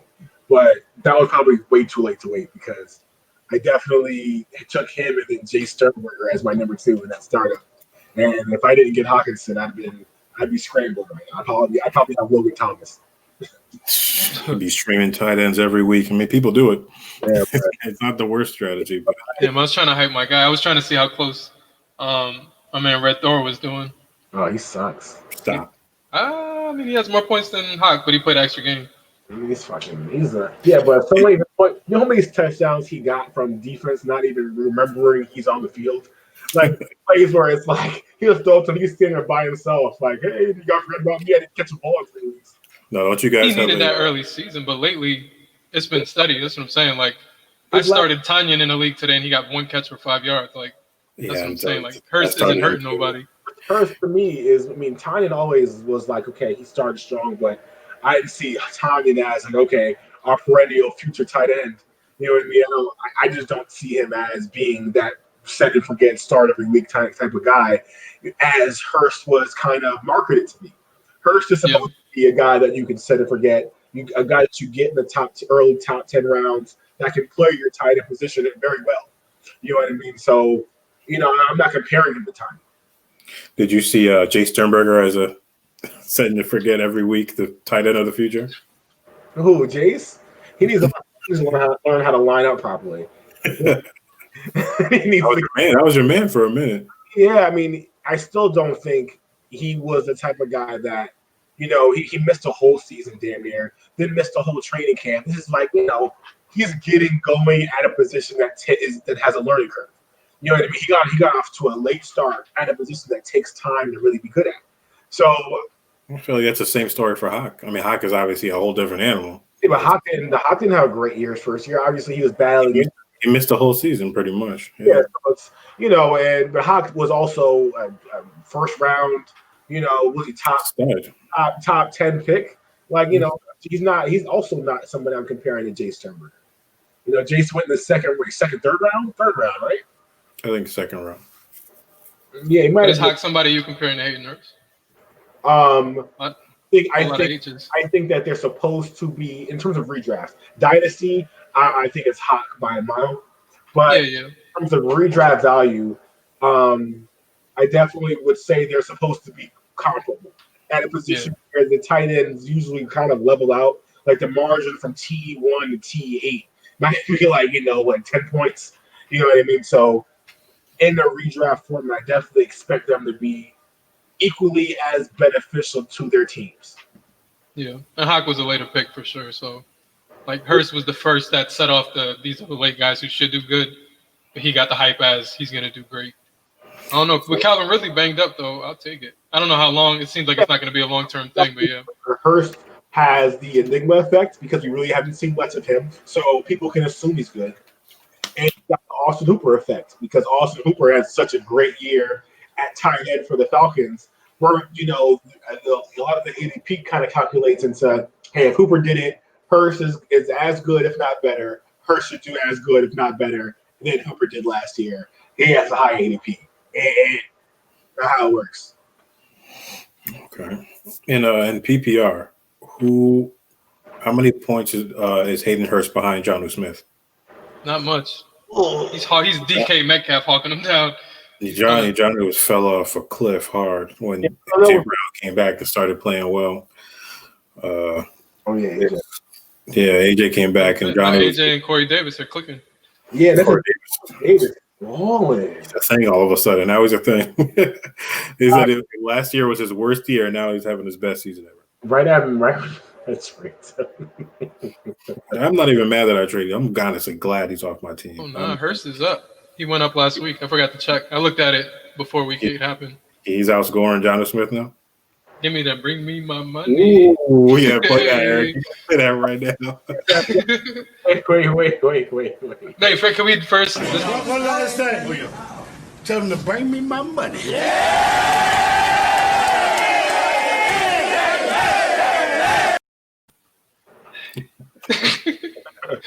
But nah, we had to do a quick bet check. So we had Jonnu Smith, Hayden Hurst. I guess it was PPR. Most points. Let me double check details. Yeah, get the details right. What are we doing? What are you doing? 2 chips this time? This was some money, old school, hand-to-hand cash transaction. Hayden Hurst, Jonnu through week 16 because week 17 is a wash. A little $30 something. Ain't nothing. But yeah, so Jonnu's sitting at 79.70. Is this PPR? In a PPR. Hurst is in the 80s somewhere, so it's not like a landslide. Oh yeah, but it was looking ugly for a minute for for Hayden Hurst. He's We trending. got 85. Looking Bukaki, but he's trending up right now. He's definitely getting the targets. Calvin can't play. Well, I'm still wrestling with taking over DK. If Calvin can't play, then obviously I think he gets an uptick. But Orlando Zacharias might get involved. And who knows? But I think Hurst is trending up. Which is more than I could have said in the first couple games. But again, that's why he played a full season. Chance to get acclimated. Guys get going. And His last leg. He's a prime candidate to break your heart once again. As soon as you start trusting him, that's when they give you the slow burn, you get the knife right through the ribs, Talia Ghul style. Talia Ghul style. Let's get into some start sits for this week. I'll start with you. Coach. Who are some of your starts, some of your locks this week? Some people that are not normally in lineups. Who are you plugging in? I got a couple. I know I mentioned them earlier, but I'm gonna start with one of my favorites because since I'm starting him, Chase Claypool. Okay. In your lineup so he can decimate the Cowboys. It's gonna be bad. I'm looking for a machismo dynamo performance from Chase Claypool. I really just, let the Cowboys know that they're terrible, and this is what's going to happen to them when they play studs like that. The lower on that totem pole. Wait, let me ask you this. What is a higher total? Chase Claypool's touchdowns or Amari Cooper's receptions? Obviously, Cooper's receptions. I don't know, man. That's a genuine question. I don't know. He's going to get at least 3 catches. Who's throwing him the football? Cooper Rush? What's his name? Go ahead. We'll give you your next one. Go ahead. Obviously, a guy that, I told you I'm sitting down with CeeDee Lamb in my dynasty. And I'm probably going to replace him with Laviska Shenault. I think, he's been a guy who, with the most limited touches, he's currently leading all wide receivers in broken tackles. And that stat isn't the thing of Montgomery fluke. He is getting dudes up off of him. And I think you put a confident quarterback back there, he's 6'6", really efficient in college. I think this is one of those, hey, did you forget about me type performances from Laviska Shenault. I'm looking forward to seeing him, just get some opportunities. Obviously, he hasn't been getting the most touches. Coming off a bye week, reports saying they're going to open the offense up a bit more. And I'm riding with him, So, obviously, I can't play CeeDee Lamb. So, outside of my lock being Chase, I'm going to throw Laviska back there and see what he got for me. Yeah, man. Okay. Most definitely. What you got for me, Jay? All right. I got a couple. Henry Ruggs. He's one that I look at him like a diet Marquise Brown as far as people being scared that he might just go out and literally not do anything. If he doesn't get a deep bomb to connect, then he's going to be a wash for the week. But I've been talking about it. I like the matchup. I like Carr this week. I think he's another person that he might even be available on a waiver wire. So I definitely got him on my list too. Absolutely. Yeah, for real. If you need a spot start, put him in. I trust Ruggs this week. I like that game. I feel like it's going to be a lot of offense. Do you like Ruggs? Who would you start, Ruggs or Viska? Oh, you just reminded me of the joke. You said something about limited, and Viska might be Mr. Limited because he only touches the ball limited amounts of times. But he deadass put together, if you do a highlight reel of 7-yard plays that don't matter, his shit is some of the craziest, tackle breaky, going crazy. So I respect the talent. No disrespect. I definitely respect the talent, but they got to get that offense right. He's crazy. For someone who touches the ball as much as him, his jersey is pretty clean after the game because he doesn't really get tackled. He's he gets his momentum is stopped and the ref blow the whistle. He wrote a letter to GMs before the draft, right? I don't know if you guys read it, but I read it. And in one of the lines, he says in all caps, "I do not like being tackled." And I said, I believe you. I believe you, young man. I can tell. It definitely goes. He's real.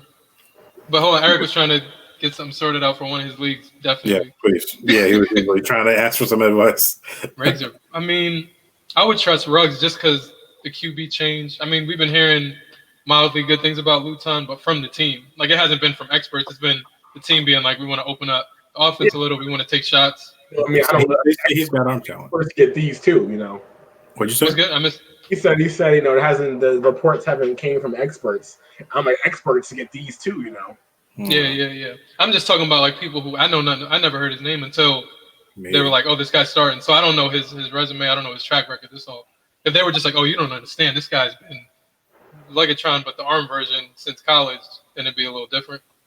I will say. I heard that he had a very high completion percentage. You know what I mean? I heard he's a very great, big 6'6". I love it. Big, tall quarterback, see over the line. Yeah. Damn strong in the pocket, especially if you're not going to be mobile. You need to be firm. And just for the reports, obviously they're in-house reports, but I think he's an upgrade from Minshew, right? If the team thinks that, I'm willing to bet that they're probably right because Minshew looks pretty bad.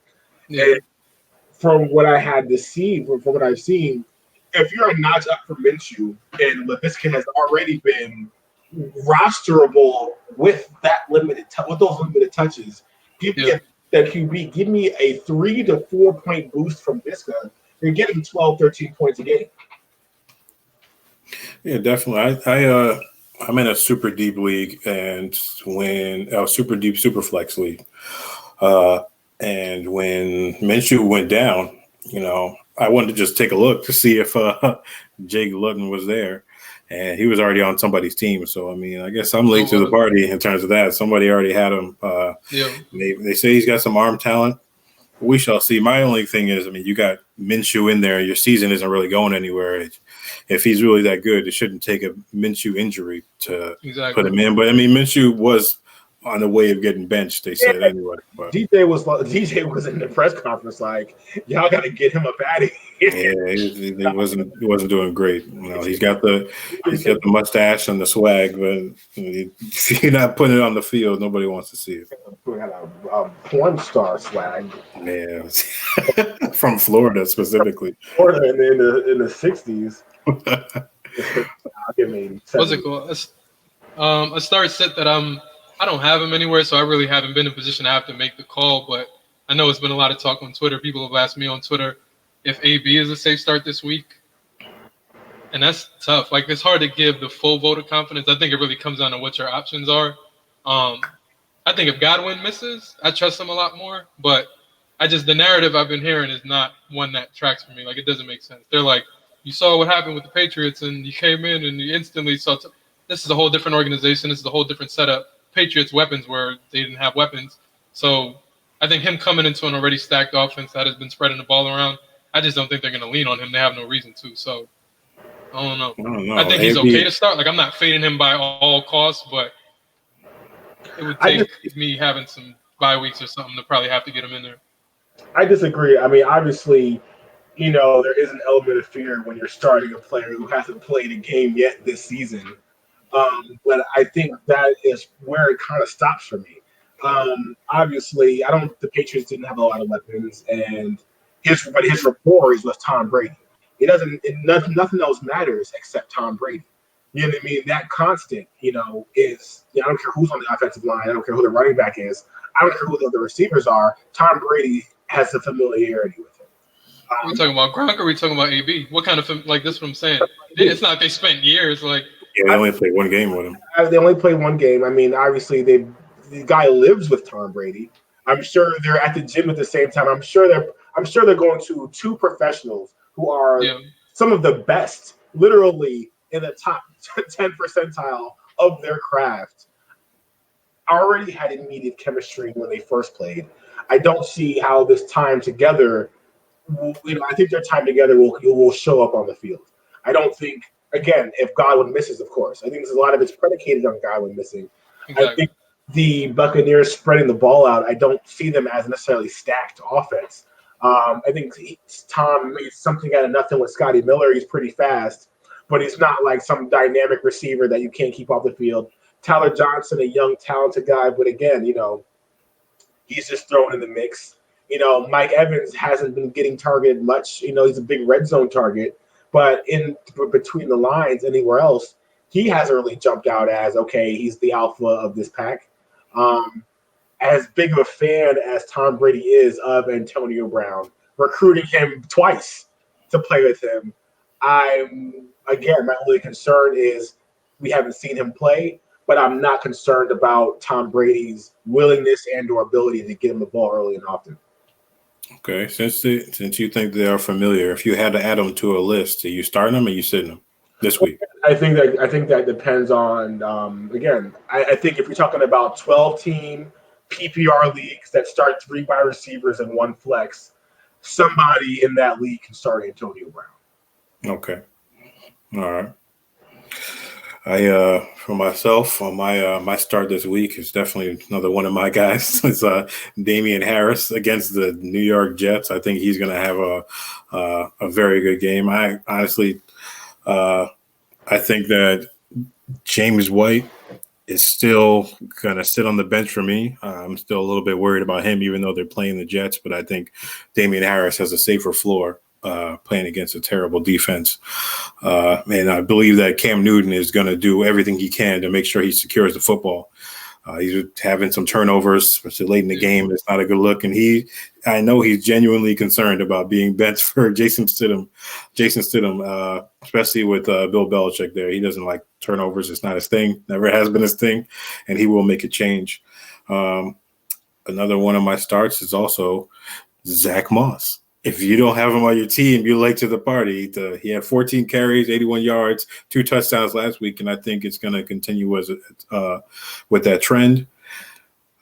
Devin Singletary is just not that good to me. There are people who are fans. I'm not one of them. He's not that good. I definitely thought he was going to be. Excuse me? I said, yeah, I'm not a fan either. He's not terrible, though. No, he's not terrible, though. I thought they were going to have a thunder and lightning kind of thing going on. I thought Zach Moss had a higher chance of getting touchdowns. I was worried about Josh Allen taking those away. But I definitely did say he's a start this week against Seattle. I think there's going to be a high scoring game, like John said. Who you got in your sits, Jay? Let me check my benches. I didn't have anybody preloaded yet. Not John Brown. I'm starting him. Mistake. Nah, it's like I get it. Yeah, we've been hurt. I like the pain though. I don't know. I think again, just what we saw early season, I think that's still there, and I feel like it was more injury than just him being inconsistent or the talent starting to fade. But yeah, Coach and I talk about it all the time. As soon as you're down on a player and you're just like, you know what, now I can't start, and that's when they have a breakout game or a blow up game. Right. Let's see. I'll say definitely one of my sits is definitely I don't trust DJ Chark this week. When he's played in games, he's had okay games, but I don't know what's going on with this new quarterback. I don't trust it. DJ Chark has actually burned me a couple times being in the lineup. Gardner Minshew is not exactly a gunslinger out there, but I think he's one that if you have someone to replace DJ Chark, I'd say take a chance on him. And I'm also I'm sitting all Cowboys. I'm going to start Ezekiel Elliott. You can't not start Ezekiel Elliott as a top 3 pick. But I think I would definitely, if I have a backup quarterback, I'm benching Drew Brees. I don't like Drew Brees this week against Tampa Bay's defense. Michael Thomas is there. I mean, he does get it does tip the scales a little bit. But if you have someone to replace Drew Brees, I'd definitely say put him on your bench. I have a sit. It's one that's starting for me, so that's not good because Drew Brees is the other option. But I'm not too big on Tannehill this week. Going against the Bears, I think he had a down week last week. But my thing is, I think he started the season so hot. It was a little up and down, but he had a nice stretch, weeks 5 and week 6, where he really produced. And then I think the last couple of weeks we started to see that slow down a little bit. He almost has identical game logs. Week 7, only 18 completions, 220 yards. Last week, 18 completions, 233 yards, 2 touchdowns both games. But against a Bears defense that's solid, a Bears offense that just has not been solid, the most opposite of solid. Yeah. So I don't know. I think that's going to be just kind of a grinded out game. I think Derrick Henry's probably still in play. Not to say that Bears are a team that you could just run on, but I feel like the Titans are just going to be responsible adults and just have a stable offense, get the job done, score a couple points, and then just ride out with a victory. Okay. You starting Jonnu Smith? You feel confident starting him? I never did. Just not my man. That's not my guy. No. That's the wrong person. My bad. I liked him early season. When AJ Brown was down, I was like, "Uh-oh, like this stuff is starting to connect." But yeah, nah, not so much. No. I think he should be on a team for sure, but I could see him and another tight end just being, check the matchups, see who you want to roll out. He's a little more than a streamer again because I don't think he's a waiver wire rotating piece, but I don't think he could be a weekly start. Not for me. He was at the beginning of the season, but he's no longer a set and forget a guy. You got to see who he's playing, see who your backup is playing. I mean, I have my backup in one league is Jared Cook. I got him super late, and honestly, I've been having him in. I had him in last week. Johnny was he's giving me some concerns. Definitely rest of the season, but I mean, we shall see. Coach, who you got for your? You got tips for me? Yeah, I got a couple of sets. Just one honorable mention for a start. Will Fuller against Jacksonville might be a show. Just a heads up. But in terms of sit, I looked at a couple of guys. The one guy that I'm fading at the quarterback position, and I think it's just quarterback and receiver here, is Teddy Bridgewater and Rodney Anderson. I for some reason I feel like that Chiefs defense, obviously isn't the most talked about, but their secondary has been pretty strong this year. I think Teddy's been scrambling a lot, taking a lot of rough hits, trying to make something out of nothing. He's making some great plays. I don't think that works against this Chiefs defense, especially when they'll be relatively fresh from how long the offense is going to be on the field to begin with. I think they're going to be focusing on getting Christian McCaffrey back acclimated. I'm fading Teddy Bridgewater and Rodney Anderson. There's two guys that have been playing really well this year who I'm not a fan of going into this next weekend. Yeah, start Christopher McCaffrey. I had to say it and say it loud. Some people are really sketchy, first week back from injury. No, get him in your lineup, get him in the game. Christian McCaffrey. I would say because of injuries and bye weeks, if you need a wide receiver to start, I say if he's available, go get Marvin Jones. If Stafford plays. If Stafford plays, go get Marvin Jones and see what he can do. Kenny Galladay's out, and you can have a lot worse options in your lineup. I'll tell you that right now. Oh, one last set. Devontae Parker. Against Arizona. Obviously, a lot of hype around Tua. I need to see something more from him. I can't say, he made some nice plays, in his first outing, but obviously the defense held it down. I just don't know what that looks like yet. They lost Gaskin, so that's a big, big downfall for them. I'm not really inspired by their remaining rushing options. Add that in with the fact that Preston seems to not be playing wide receiver. I see Devontae Parker being the main option, but also see them not having much. I see the tight ends maybe getting a lot of work, this weekend. But Devontae Parker is somebody I'm too confident in right now. Okay. All right. Well, how you feeling? How you feeling about Mike Gesicki, Jay? Nothing until he's on the bench until literally I'm not gonna drop him. Mainly I have him in Dynasty and with the athletic profile. We got to wait to see how things shake out with Tua, who he seems to favor and all of that, but it's not a chance that he's touching my lineup until he either has a 80-yard touchdown game or 2 50-yard games in a row. I'm just not playing that game. So from what I'm hearing, no one just start no Miami Dolphins until further notice. Start the Cardinals defense in DFS. Yeah, start the opposite. Get those boys for cheap. Absolutely.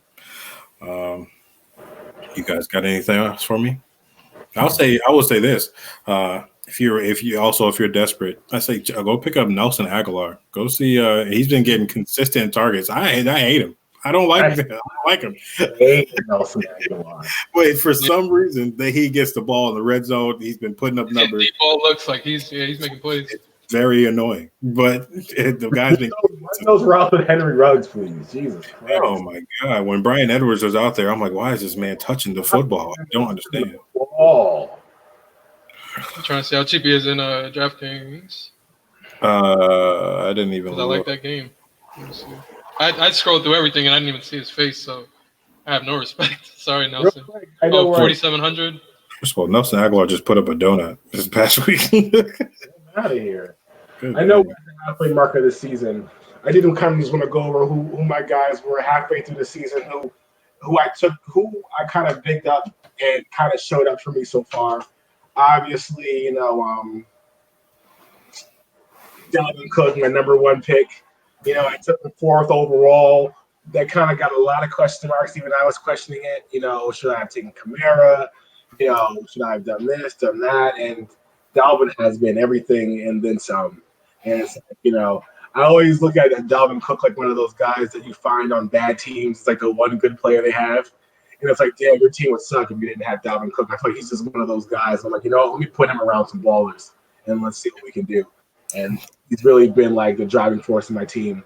I think I mentioned TJ Hawkinson earlier. He's been really holding it down. Chase, MF, and Claypool, baby. They've gone, starting for me, being my number 2 right now with me having the big CD Lamb behind Calvin Ridley, who's been a superstar as well. Those have just been, I'm really impressed with those guys. Obviously, Laviska Shenault, obviously the production hasn't maxed out, but he has been, on the tape, the eye test, you see it. You see it. It's real. Guys who've been disappointing me, obviously. Devin Duvernay, I think he's super talented. Just need to see him some more looks, but he's been looking great every time he touched the ball. Yes. I think Taylor, we mentioned, he's killing me. Knife in my side. It hurts. Who was that? Jonathan Taylor. Nah. We spoke about that.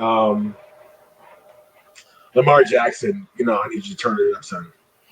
Hopefully. Honestly, so up this and down. week, I meant to say this earlier. This week, I think it's against a Colts defense, and I feel like people are a little sketchy about that, but I don't know. While they are a solid defense, I think it's a lot of that is just driven by their matchups. Like if you go through the Colts schedule, starting from week 1, they played Gardner Minshew, Kirk Cousins, Sam Darnold and the Jets, Nick Foles, Baker Mayfield. Like they played a whole lot of nothing. They played Joe Burrow week 6, who had over 300 yards. They played Matt Stafford last week, 336 yards and 3 touchdowns, with Galladay doing 0. So I just don't buy that they're this elite defense that's locking people up. Lamar Jackson, he's good. I like him for DraftKings. He's 6,900 on DraftKings, which is the cheapest he's been all year. So that's not bad. It's time, yeah. Gems, we might be dropping gems. We might be dropping gems, Jay. Not bad. Gems. Not for real. We're gonna circle back because I'm definitely plugging him in. He's back. You had anyone else? Yeah, you done? Show some IDP love. Patrick fucking Queen, baby. Stud linebacker, man. He's gonna be in my team for years to come. Chase Young was dynamic out there. Mike Hilton as a corner, racking up tackles. I know he's coming off a shoulder injury. I'm hoping he's back in the lineup because he is a probable on that Steelers defense. He's one of the main drivers there. Gets in the backfield. The flex passes, averaging about 8 tackles a game. You can't get that out of the corner. And last but not least, Kenneth Murray. He's been rated pretty high as a linebacker in terms of those grades analysis. He's been struggling a lot in coverage. I don't think he's been playing his best football. However, he's had a relatively safe floor so far. He makes plays across the field. He doesn't come off the field. But I'm looking for him to start making those steps and kind of get used to the NFL speed and game. They're going to be looking at him to be a defensive play caller. Obviously, young guy's going to take some time, but I like what I've seen so far. Yeah, the Chargers got some good young weapons on that team, most definitely. Yeah, and it really hurts that they lost Derwin James. That team has so much young talent that's excellent. GM is doing a pretty good job it just sucks. They lose such close games. Man, they got Herbert. They playing they're making some good decisions out there. It's a good time to be a San Diego Chargers fan. Yeah, most definitely. But you, John, tell us that move. Yeah, they did. People were making a lot of jokes too when the pandemic started and the mayor was saying, "Oh, we're not going to have any fans for the rest of the season," and people were What else saying is it new? doesn't really matter to the Chargers. He's only talking to the Rams, just for the record. Who surprised you this season, Jay, on one of your teams? No surprises. I've seen it all coming. You Erase the knew they were all ties. gonna be good, yeah. Nah, I'm trying to think. Honestly, not a surprise, but something I'm just happy to the roof. Like this guy James Robinson, aka LaRob James, That's your son. That's your man. the young goat. Yeah, he came through big time. I think especially because in Dynasty, like, drafting him early in the summer, taking a shot just with all the rumbles of maybe they're done with Fournette. They didn't give him the 5th-year option on his contract. It seemed like a lot more of a flyer, and then just fantasy gods just opened the gates with they dumped Fournette. They got hit with COVID. Obviously, that's not a good situation. It's not something to celebrate, but Raquel Armstead, we haven't even seen him. Divine Ozigbo hasn't done anything. Chris Thompson hasn't been involved. It really just became the James Robinson show, it seemed like, overnight. And he's been balling out. I think early season, people who didn't expect it, people who didn't hear about him, when he put together a couple. Yeah, exactly. He had a couple good games. It's like, time to trade him. But, nah, he's here, at least for this year in redraft. Ride that out, ride the course, for the rest of the season. Because they have the QB change, so we'll see what the offense looks like. But so far to date, he hasn't done anything that makes me feel like this isn't going to be sustained. So, James Robinson, again, I've been screaming RB1 since the offseason. You know what I mean? Obviously, looking at a lot of his metrics and production, a lot of it was kind of like, okay, well, let us go to school, blah, blah, blah. He ran a slow 40, but I'm like, okay, well, a lot of the rumblings about why he ran a slow 40 and, him about to rerun it and things like that. I'm like, listen, there's a lot of things that are pointing that this guy could be good. If you want to go by the analytics, like a lot of people love to do. You know what I mean? If you look at his metrics, all of those check out as him being elite. It's just that people believe, adding with the lack of competition, I guess he played in college. It just, his name is the sexiest, James Robinson, people don't necessarily feel like, I think that matters. He didn't have a lot of hype. He went undrafted.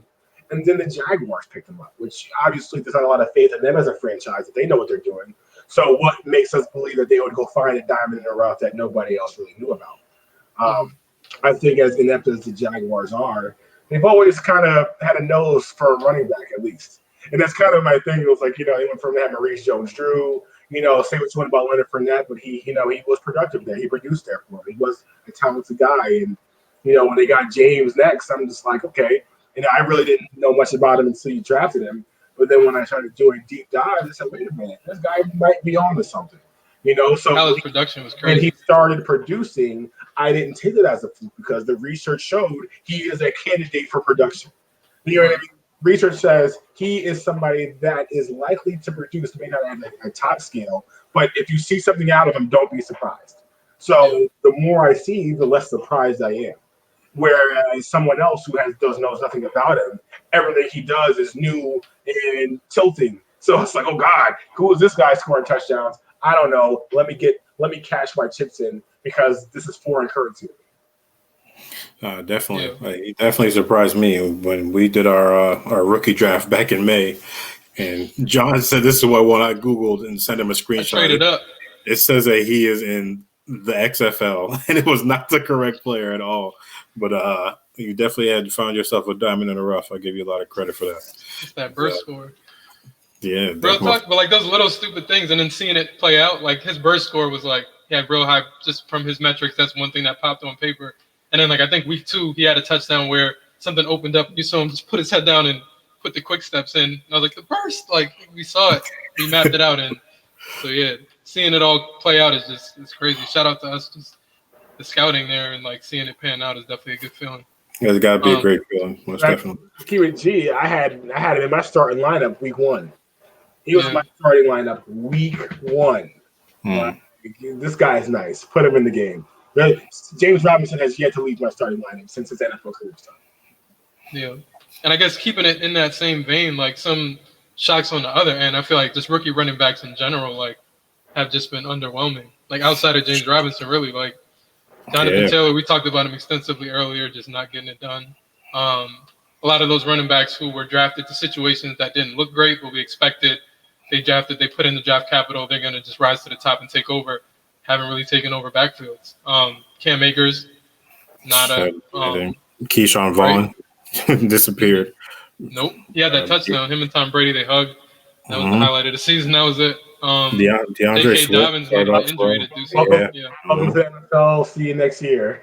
Yeah. But right, Even Swift. Even Clyde Edwards-Helaire.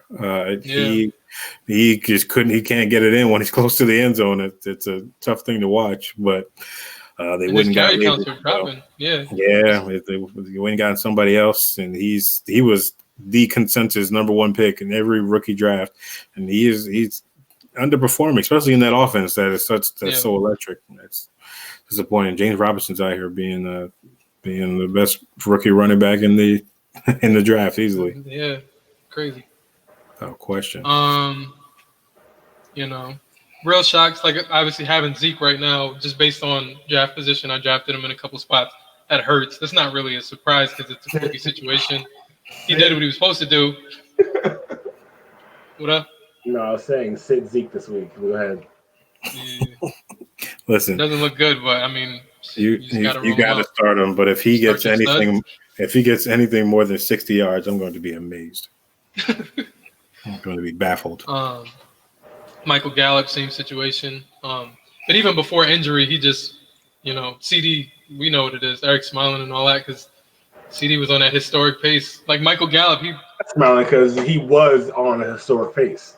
Like crazy. the key word is was. This is past tense. Yeah. As soon as I knew as soon as Dak went down, I'm like, there he goes. We're done. Party done. You know what I mean? Like, of course, CD was my guy coming in this year. I didn't know monster, first team all over. But once Dak went down, the writing was on the wall at that point. I was holding on strong because I'm like, all right, you're talented enough. It doesn't matter who's back there. You're still gonna make plays. He's like, no, sir. Not only is Dak gone, but the rest of these boys are bad too. So I am not part of my environment. I'm very curious as to what Ben DiNucci saw in Michael Gallup, though. He gave this man 12 targets like he was the wide receiver one. He's good. And I understand it. Michael Gallup is an excellent wide receiver. He's very good. I'm going to be with you. And you've got Amari and CD, both, CD for probably running all over the middle in the slot, doing stuff. He's getting extra attention. I'm sure Amari's getting the attention of the best corner. Michael Gallup was probably getting a lot of one-on-one down the field attempts.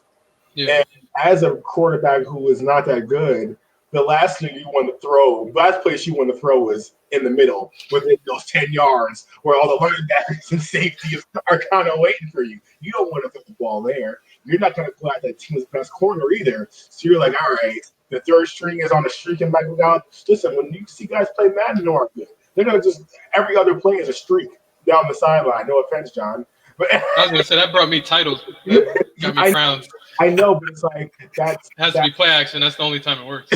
You know what I'm saying? Like, it's a lot less of a pressure throw than to try a one-on-one with a pretty strong deep threat down the sideline.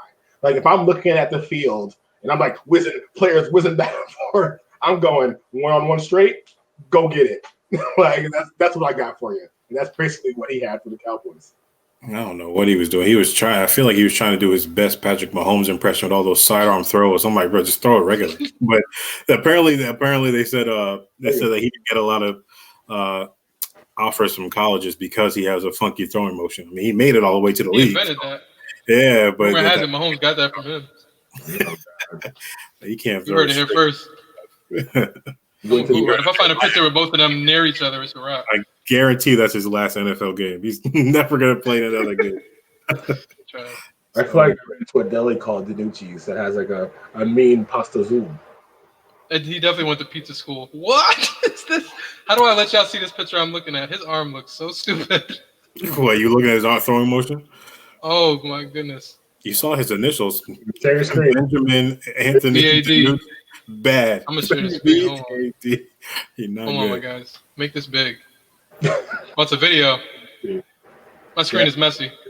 Hold on. Close your tabs too. I'm trying to see what type of kinky shits you into. Yeah, for real. See, it looks stupid in motion, but when you see the frozen picture of this, I don't know if I could get it big enough with the chicken wing. Like this looks not safe. This is unsafe. This looks like this is how you hurt your sockets. Like look at the Funky boomerang. song. Like this is stupid. I can't see it. Yeah, we can't see hold you. on. Oh, it's not. Oh, I'm bugging. I just never clicked share this whole time. My fault. Hold up. Share your screen. Oh, here you go. Add to the stream. This thing.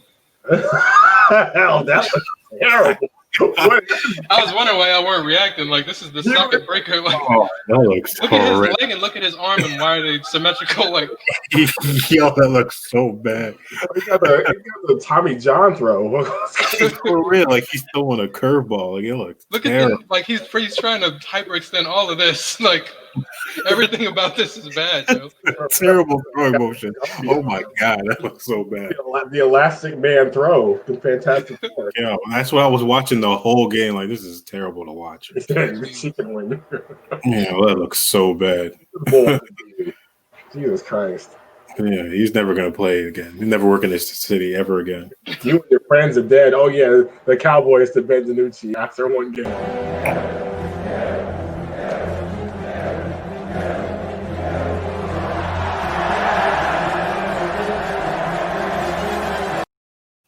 I feel like it wasn't. It was just bad from the jump. He did have one good throw. How did you have a Ben DiNucci highlight?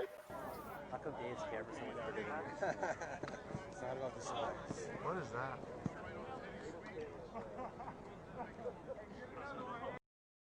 That's pretty terrible. Videos rip.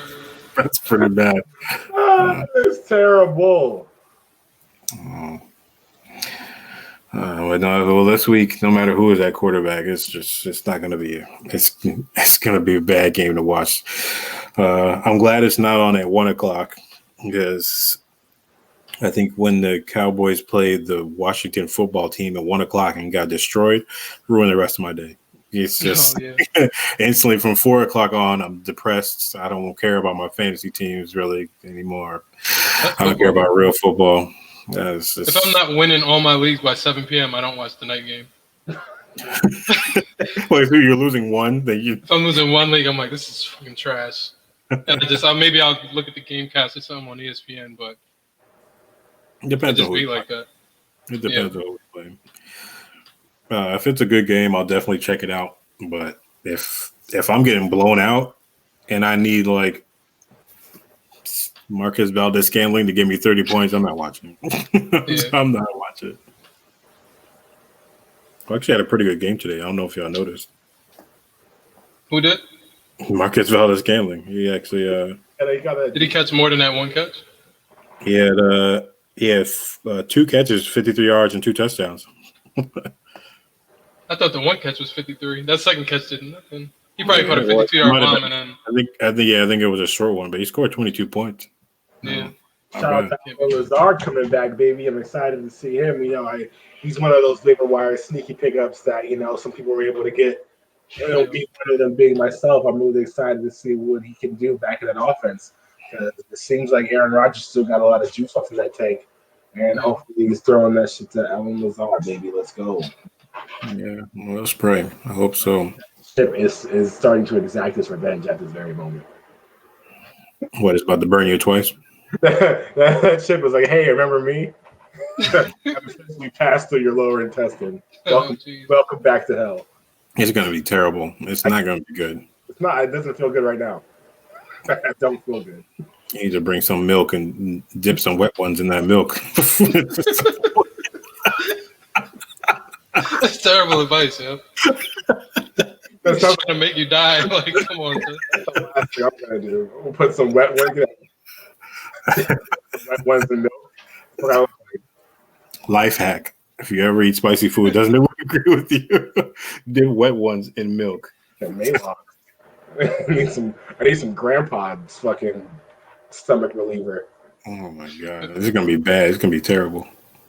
I could never. My asshole would never forgive me. Oh god. Luckily I've been eating hella kale these last couple of weeks, so I'm running on clean energy. I can take a lump. That's good, man. Honestly, spicy food is really just not good for you, especially anything that spicy. Anything called nightshade should not be food. Like, it has. So you're eating nightshade. Now, I know capsaicin. That's like just the pure heat. Like that's just heat extract. But nightshade sounds like something that they use in alchemy. Yeah. to bring spirits to life that don't need to be eaten.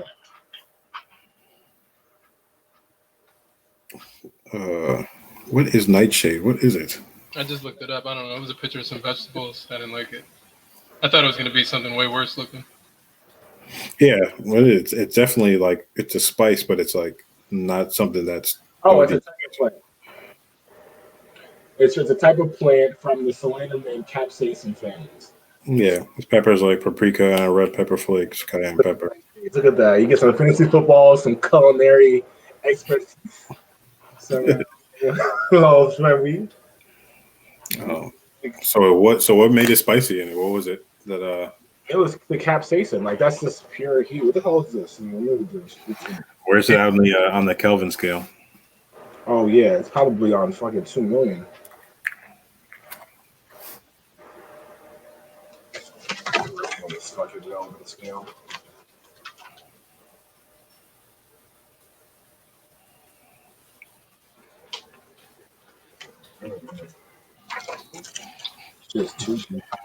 It is too damn. 1.5.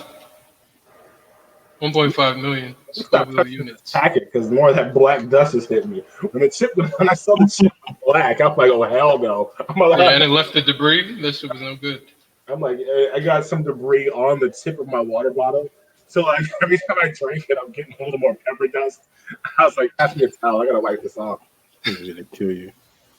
I'm scared to wipe. I'm so scared to touch my face. I'm gonna burn this whole towel. Wait, this says pure capsaicin is 15 to 16 million. The pure capsaicin. Jeez. That's what this one says. Yeah, this one says the same thing. There's 15 million on the Kelvin scale. That's OD. Oh, that's the Scoville rating. That's bananas. That's so bad. I mean, I wasn't that bad. I could handle it. Honestly, it was better than I thought it would be because it has a delayed heat reaction. So it's like you can get through the whole chip and swallow it before it starts burning. That's big. I was worried that once it hit your tongue, it was going to be like, now get through this chewing the pain. Yeah. What was I saying? Kelvin's chew down. Then it was like, all right, welcome. Like, then the heat started building. I'm like, oh, here we go. Like if you had to eat that chip and then a minute later eat like a medium wing with hot sauce, that shit would have just opened you right back up and been body. Made it hot again because even for a good 10 minutes, for a good half hour after the chip, it was still hot. Yeah. Even when it was time for me to talk, I could still feel it. Couldn't really get my words out. But yeah, that shit sucked. And I should have immediately asked you a question. I should have. Honestly, that's what I thought we were gonna do. Like, what's the point of me being over here and just sipping my milkshake? You know, you're not really getting the value of me being in pain right now. My value was you having to go at least 15 minutes or 10 minutes without, or no, 5 minutes. It'll do 5 minutes without being able to drink anything. Well, my thing is, I wouldn't have been able to drink if I had to answer a question. Yeah. Or if we'd have just put it into the steaks. I mean, put it into the steaks, but then it's like I'll be sitting here just. I didn't think you were going to recover. I thought you were going to be done until you went to bed.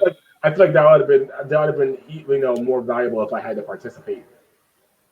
Yeah, I mean, it wasn't like you went like 15 minutes, but I think we didn't, and it's not like we ate one, so we didn't know you were gonna bounce back. Like I really thought you were dead for life until tomorrow morning. I thought it was a wrap.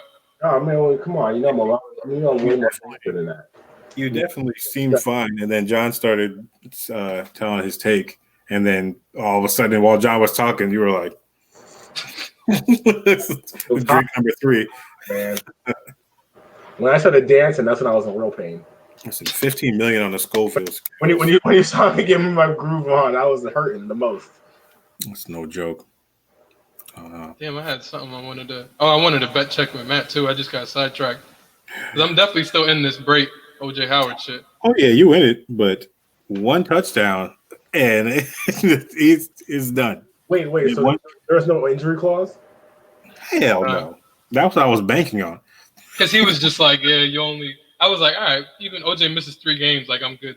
I didn't even consider it, but this nigga OJ is lost his life real early. How many? What's the bet? Who has more fantasy points?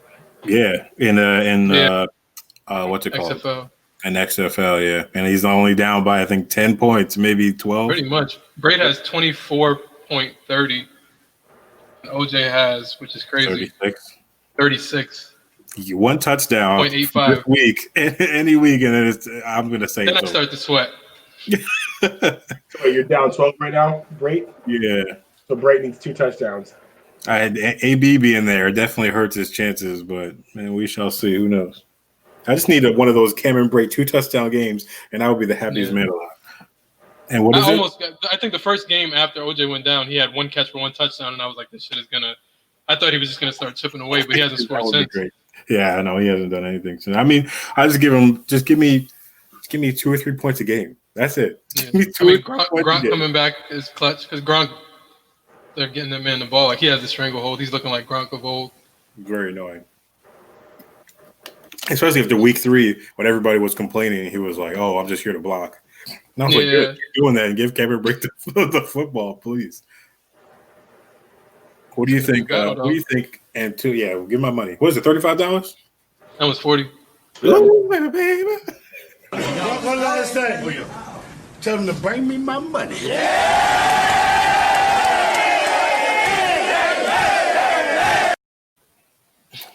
Who do you think Antonio Brown's? Who do you think he hurts the most? Do you think it's gonna be Mike Evans? Mike Evans already hurt. It's not good. It's just Scotty Miller goes to dust and probably Tyler Johnson. So you think? I think the big 3 is a lot more stable now. You think he's equally as safe now, Mike Evans?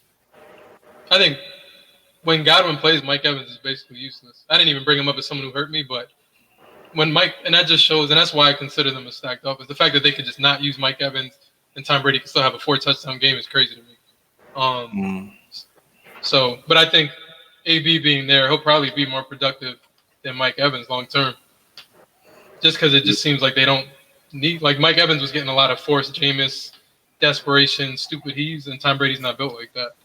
Those Stevie Wonder throws, he was like, I could see red, and I'm throwing it to him. He was making it work. Like he could get, Mike Evans was looking like Gallup. Like he could get that off as a much better Gallup, but Godwin, Brady likes him. He's getting Tyler Johnson the ball. He's getting Gronk the ball. He's just fucking doing a whole lot of other stuff. So, is there some funny coach you want to share with the class? Yeah, you saying that he's got them Stevie Wonder throws. He said, if I see red, I'm throwing the ball. It's just like, damn, does Stevie have is he blind? Does this have a red overcast? Like an infrared. I don't know. It's not like a tangible shape. It's just like a amoeba of red. I'm like, is it like those red images that he's seeing? Is that the real Stevie vision? I wonder, man. He had LASIK. I wanted to see him at least 1 full season with the LASIK surgery. He had a 90% completion percentage. Yeah, that'd be crazy, right? And no, 0 pick sixes. That's what I'd be worried about. Those pick sixes were too much. No, when you said he got LASIK, I swear I thought you were talking about Stevie. Stevie can see. Stevie's been fucking with all of us. Yeah. Honestly, when you said LASIK, I thought Stevie got LASIK. I'm like, come on. I was like, because he could see. Stevie could see a little bit. If Magic got a cure for AIDS at that time, I know you got a new eyeball somewhere back there. Nah, Jamie's got, y'all know that, right? James Winston got LASIK surgery. Oh, yeah. That was last season, all right? Wasn't that before? I think it was before. It was before the last season? I think so, because I feel like people were using that as a. I think it was this season. It's off season. It was this off season. Off season. It's funny as hell. I'm just picturing Coach shitting him down like Jameis. You know what, Coach? I got astigmatism. I don't got 20/20, Coach. I'm gonna go get LASIK. Coach is like, call time right now. We got he got rid of him. Yeah, the timing is scary. It's like, you know what, Coach? I think it's my eyes, Coach. You think you're LASIK? I mean, he got the slave voice. Also, I didn't know he was in slavery. Thinking like, what? Yeah, time out. He's got the slave voice. We got to get the W video. Yeah, for real. Excuse me. It makes me so uncomfortable though. Somebody tried to attack the Pennsylvania Convention Center. Oh wow. Yeah. Trump supporters are pissed off. They're not happy. But he had LASIK in February, by the way. Yeah, I'm trying to see when he got traded or dropped, cut. It's my eyes, coach. And then they changed the locks. He got cut in March, like very shortly after. Goodbye. My thing is, why didn't you say nothing? Why didn't you say I'm having trouble seeing? I need this to be fixed. Jameis, we need to talk. You're leading the league in interceptions. In pick sixes specifically. You're getting a lot of yards. You're killing us when it matters, and we just can't continue. Coach, I figured it out. Coach, give me another chance. It's my eyes, coach. Kind of stupid. It's so stupid. It's so dumb.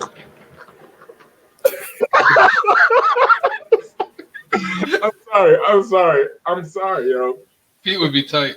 I can't. Coach. Pete loves him some Jameis. Or Jamies. Oh my God, That hurts. That's funny. I'm sorry. Oh man. I'd like to say I would be, even though defense still sucks, we would still lose. I would actually be excited if, like, this week for the trade deadline, the Cowboys traded for Jameis Winston. I would be okay. Yeah. I would definitely be okay with that. I'm way more okay with that than Fitzpatrick. Fitzpatrick is not bad, but I'd rather see Jameis Winston back there just to see what he can do with these weapons. He can just blindly throw them the football. Honestly, like, I want to see Jameis Winston play again because I want to know what receivers I can start in DFS. Yeah. And know who win, lose, or draw is going to put up production for me. Yeah. That's the only reason why I want to. Because I don't think Jameis Winston is going to win you games. I think he's going to put up stats. I need an offensive line. He can probably win a week for you if he goes off. I mean, he had that 30 for 30 year last year, which is crazy, insane. That's incredible. Was Dak, because I haven't been tracking this shit, was Dak playing behind the offensive line when it was that banged up? Or did niggas get hurt after Dak? No, it was like they were in and out. Like our left tackle, Tyron Smith, he has back problems. He's had back problems. He's in and out. We lost our Pro Bowl center because he had that disease, so he didn't play all season. Yeah. But guys are shuffled around. Even Lyle Collins, he was supposed to be a first round pick, but then he had some kind of trouble with his girlfriend. He got beat or something like that. But it wasn't him. He wasn't a suspect. But he fell in the draft, and then we just picked him up and signed him. I think he's been out for a couple games. But it's just I just don't know if it's just quarterback play. Like, because the fact that Zeke has been so bad, it's not like they know they're going to run and it's predictable. I just feel like everything is looking just down all the offensive line was definitely not 100%. Somebody made a good point on Twitter, just like about the coaching. Like, they don't even look like they're playing like effort. Yeah. Like, I don't care how bad your quarterback is. Y'all were making Zeke had running holes, running lanes when Dak was there. Granted, he was dropping the football, but at least he was making progress. It seems like the offensive line is like, oh, we asked, let's just go out there and lose. Because now it's like Dak wasn't blocking for Zeke. They should still be able to run the football. Nah, there's not. It's different when you got the league leader in passing yards throwing the football. You don't got to be worried about Ben DiNucci. But I don't know if they were worried about Dak. Like, I don't think they were. Like, Dak's not Pat Mahomes. Like, I feel like he was definitely producing, but it's because y'all defense was bad. He got hurt, and 2 weeks later, he was still leading the league in passing yards after his foot damn near fell off. Well, let's also be very clear. A lot of those passing yards came from being down. You know what I mean? Like, the Cowboys weren't looking good. Like, Dak was giving us Jameis Winston minus the interception type production. He was just like, damn, we're down. Let me throw the ball. Let me throw for 400 yards. Sounds like a pretty good quarterback to me. Jameis Winston without the interceptions. He was playing really well, but it wasn't like, you know, even then, I mean, Zeke was getting some lanes, but he wasn't like, okay, they didn't look like the type of Cowboys that were in control of the game, running the clock out, doing these things. So it's like, now you don't have a quarterback that can bring you back, that can throw you back in the game. You don't have a quarterback that can manage the game. You know what I mean? You mean to tell me the drop off from Dak to your next best quarterback, given a team that, right, they didn't pay Dak, so early. And one of the arguments was how complete that team already is. They already have the line. They already, the defense might have been suspect, but they already had the wide receivers. They had all the pieces. So it's like, okay, Dak, how much do we want to pay you versus being able to get somebody that can run the show here because we're already with some type of well-oiled machine already on offense. So for him to step out and to bring in somebody new, your backup, your number two, and for everything to shut down, I don't know who else to look at outside of the coach. Yeah, it's definitely Mike McCarthy, 100%. My problem was watching this game this past week where it's like, all right, we're officially on our third string quarterback. Let's get some creative plays out here and try to change things up.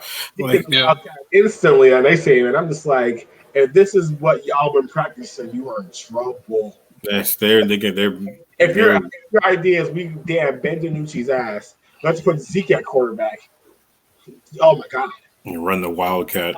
How bad is he that you don't even want him handing the ball off? He's such a non-threat for play action that you don't even want him back there. Did you not just see that what John just showed us? He's the elastic man. It's ugly. Throwing dice on even throwing that fast. It's a terrible thing that no one wants to see. Sucks. I think that the defense definitely messes up the game script. Like they have a plan coming into the game. You're down 21 points right away, and you got two fumbles from Zeke and one from the quarterback in the first quarter. It changes the whole game script up and throws everything off, which is very annoying.